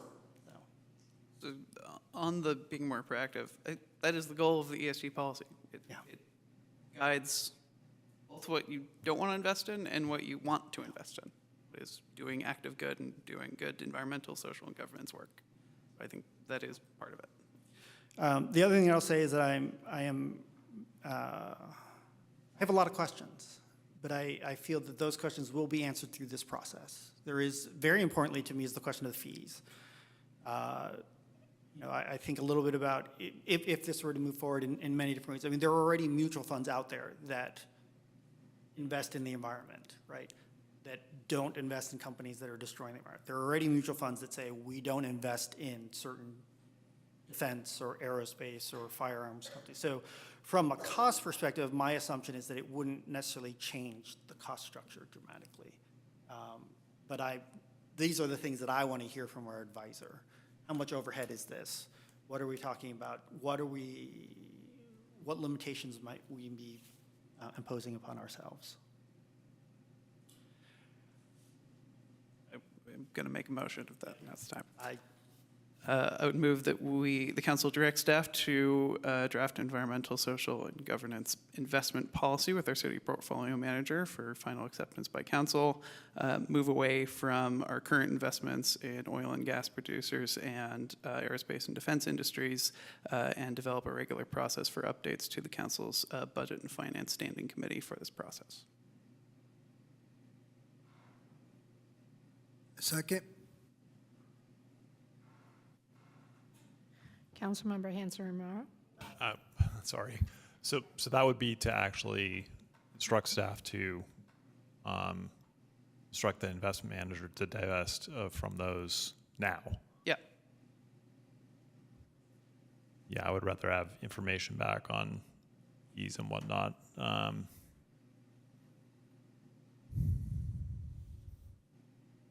rather see that come back with more information on what's going to happen. I mean, I am supportive of it, but I feel like I need to know more. To clarify, the intention as I laid it out in the memo was to give staff leeway in doing that, to make it so that we're, fulfilling our fiduciary duty, but, move towards moving away from those industries. And as I discussed with staff, that was sort of possible and within the purview of this direction. I'm sorry, I'm not understanding the reference to fees. Fees that charged by the company? So the investment manager, the question came up, when you sell an investment and you buy an investment, there can be fees. So we don't know if the investment manager is charging, typically investment managers at this level will charge, say, 1% of the assets under management per year, and that's it. Yes, And those they'll are basically do what, you would like them to do. So do you know if that's the situation that we have, or is there going to be a fee if we say sell all this stuff and buy all this stuff? We'll need to look in that collectively with the advisor group. They are aware that this is of interest, and so I think what we could do is bundle all of that information back to the council. There are established fees. It was a staff report in November of 2022, so that is a public document. Happy to share that with the council, and it's based on amount of funds and the percentage variation thereof. It's a table in the staff report. I think what works best, depending on the preference of the council, is that both the fees information and a potential draft be brought to you collectively for the holistic consideration of all of the moving parts. Okay, I think if the understanding is that the divestment won't occur, but this will be in the policy that comes back, and the council at that time can make further decisions, then I would be supportive of that. I don't want the divestment to occur ahead of the policy coming back, or that to be sort of a separate component of this motion. Sure, I'm willing to make that compromise. Okay. So again, I just want to clarify that this is just to go and do the research, come back. We'll probably take a look at this when the new council is sat and have a further discussion with that. Is that correct? That is my hope, that is what is being proposed. Yes, the intention is that staff comes back looking with for an answer from you. with You a didn't answer policy quickly. for council to vote on. You can answer quickly, so I was checking. So I want to make sure that I know and that everybody else understands what's happening here, that this isn't an end-all be-all here, that we're examining and looking into things. So, and that more information will come out further as we go forward. But I think the way the motion is framed, the policy that comes back would include divesting from those two industries. But that action wouldn't be taken. It would come back to us as a part of the draft policy. And then the council would have the choice at that time whether to keep both those industries in or not? I feel like we're missing part of the process then. I think it jumps maybe too quickly. I think we need to like really examine, how much, what it looks like, what are the moving pieces, how does it get done? There's more details I want. I agree, but I think the draft policy is going to have some statement in there about to what effect is it in terms of what industries. I want to look to the city manager and just question a little bit further, please. Sure, yeah, no, I'm trying to think of a solution for you all. Potentially what we could do is do some initial research and come back to the council with the findings and opportunities therein in coordination with our third-party investment group.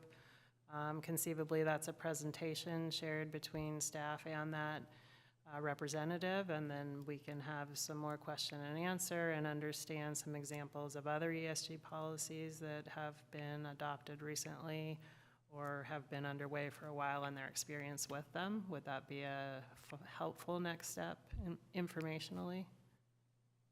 Yes, and I think my hope would be then we could then form an ad hoc committee to have some of us dig into it deeper. That's kind of what I'm looking for too, yeah. What I'm hearing then is a substitute motion to direct staff to do research, and I'm not going to be able to paraphrase everything you just said, Nicole, to do research into other ESGs and implications for the city of Albany. And there could be with that policy language, but it's really about the research at this point so that we as a council can evaluate that research, potentially form a subcommittee, and continue to move this ESG forward. Potentially move this ESG forward, apologies. And again, I think for me, the emphasis, and thank you, Aaron, for the clarification, I want us to not only just focus on what we're not investing in, but be much more vocal in what we want our investments to be in. And I didn't see that in the memo. I get that that's where this is going, but I think that it's an opportunity when we look at that policy to not only say what do we not want to be investing in, but be more accurate or more specific, because I brought up B Corps, but there are others who do analysis of corporations, like what are their effect or how good are they at being a global citizen. And I think those are mutual funds that are out there, that someone's doing the research, and so we can be more specific about how we want our investments.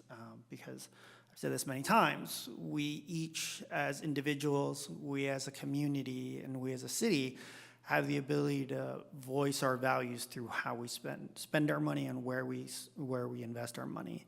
I think I have clearly stated my difference on what was brought to us, but I think I would be thrilled to continue a conversation about how we're spending our money and what we're investing our money in. So,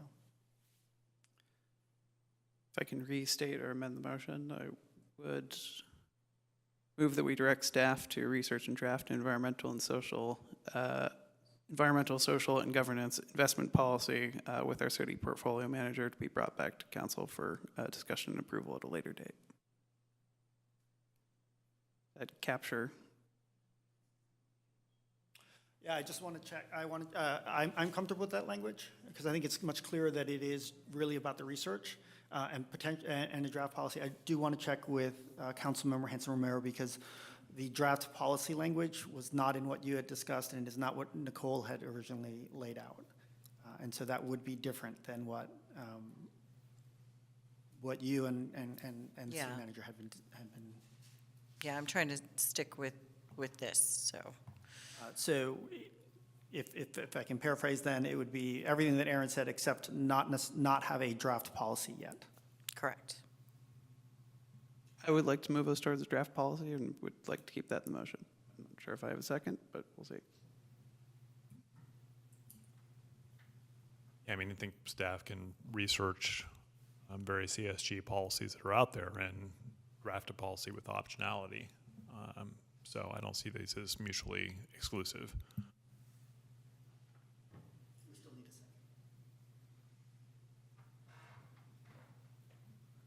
second. Second. Councilmember Hanson Romero, Yes. Councilmember Jordan, Yes.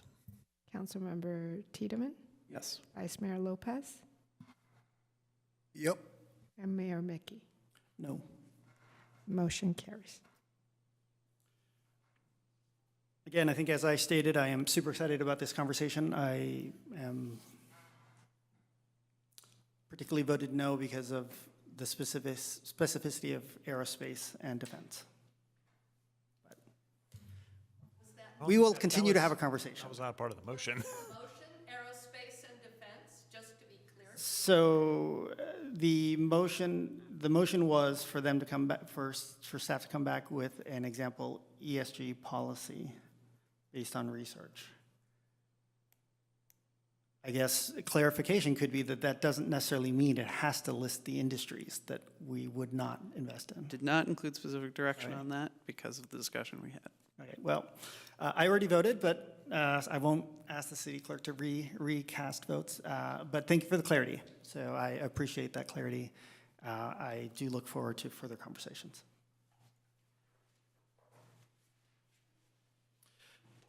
Thank you, everyone. So we'll move on to item 12, council subcommittee reports, council member reports on appointed representation of Albany and other meetings and events. Sure, thank you. Our meeting was postponed.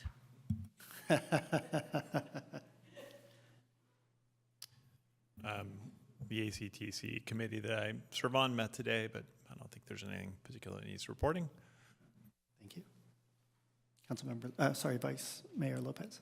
No reports. Councilmember Tiedemann. I've got a couple. It's been a while since we did this. There was a pension board meeting at the end of last month, which I attended in the mayor's stead. No real report, besides we're looking okay. We had a meeting of the AVA Community Energy Executive Board, where our main discussion items were our contract extension with SMUD, who does our customer care, which has been very, very good, so it was approved, and our Resilience Hub initiative, which is ongoing and in development. We had a meeting of the AVA, Association of Bay Area Governments Legislative Committee, where we discussed some of the elections. There are some difficult election results for building, housing, and transportation. There was a lot of local measures that did not pass for those, and there's a more full review in the agenda for that meeting. We had a meeting of the ABAG Housing Committee where we discussed the BAFA's rental assistance pilot program that they've been instituting in Napa, which is a very directed funding towards lower income seniors who are severely cost burdened, and I do mean very severely cost burdened, meaning they pay more than 70% of their income in rent. They have had a lot of success getting that program out with the limited money they have. I think it's especially worth noting that 53% of the people enrolled in that program are paying above 100% of their income. So there is ample need. There was discussion of BAFA's next steps, considering the election results and taking Regional Measure 4 off the ballot. BAFA is going to be coming back in early 2025 to discuss that and is focusing on a lot of their programs right now that already exist. And we had an ABAG executive meeting just recently where we discussed both the SF Bay Trail nonprofits feature, which is transitioning from being managed as part of ABAG to being on its own, which is beneficial for everybody. As well as discuss Plan Bay Area 2050 Plus, the effort that is really the meeting place of housing, transportation, and economic activity over the whole bay that is being drafted. That had a lot of very interesting information, so I encourage anyone interested to take a look and comment while you have a chance, as that will be moving towards final approval next year. I think that's it. Thank you, Councilmember Tiedemann. I was able to attend the active transportation kickoff. That was a really great event. It was great to see so many of our Albany residents out there providing input. I was also able to attend some of the Path to Belonging events. Both of the events, and that was a wonderful experience. I helped photo document that session. So. Also attended the Albany Middle School Crafts Fair today. It was really wonderful to see not only the professional crafts fair salesmen, but also salespersons, sorry, but also to see the middle schoolers out there with their crafts and all the energy and effort that they put in. This past Saturday, sorry, that was this past Saturday. This past Saturday also, I attended the, wait, no, that was Sunday. Both of these were Sunday. I attended the North Basin Strip community meeting down in McLaughlin East Shore Park, just south of the Gilman Street sports fields and the Tom Bates area. And that was a really wonderful experience to see both experience the site and hear members of the public's ideas for the future of that area, and very much in the front of my mind thinking about how some of those thoughts might apply to Golden Gate Fields one day in the future. There is an active survey by East Bay Parks for information on how people use that space and what they might want to see in that. Apologies, the link is very long, but if you go to www.ebparks.org, right on the front page, there is a link to the North Basin Strip Shoreline Improvements Project, and there's a area there for providing input. I was not able to attend the Alameda County Mayor's meeting this past week, but I do actually. The Vice Mayor will be attending the next one. I believe it occurs. Sorry, the Vice Mayor, when you become mayor, will be attending the next one in December. So, with that, we'll move on to. Oh, sorry, and public comments. Any public comments? Seeing any public comments, we'll move on to item 13, future agenda items. Any public comments on future agenda items? Not seeing any public comment. Any council members? Not seeing any items from the council. Move on to item 14, announcements of city meetings and events. A reminder that the city offices will be closed Thursday, November 28th and Friday, November 29th for the Thanksgiving holidays. There are a series of climate action. Climate action will be meeting on Wednesday. Other meetings listed on this agenda. And with that, we will adjourn today's meeting. Thank you to all who took part in today's meeting. If you or a loved one is experiencing thoughts of suicide, a mental health or substance use crisis, or any other kind of emotional distress, call or text 988 to speak to a trained crisis specialist. Thank you, everyone.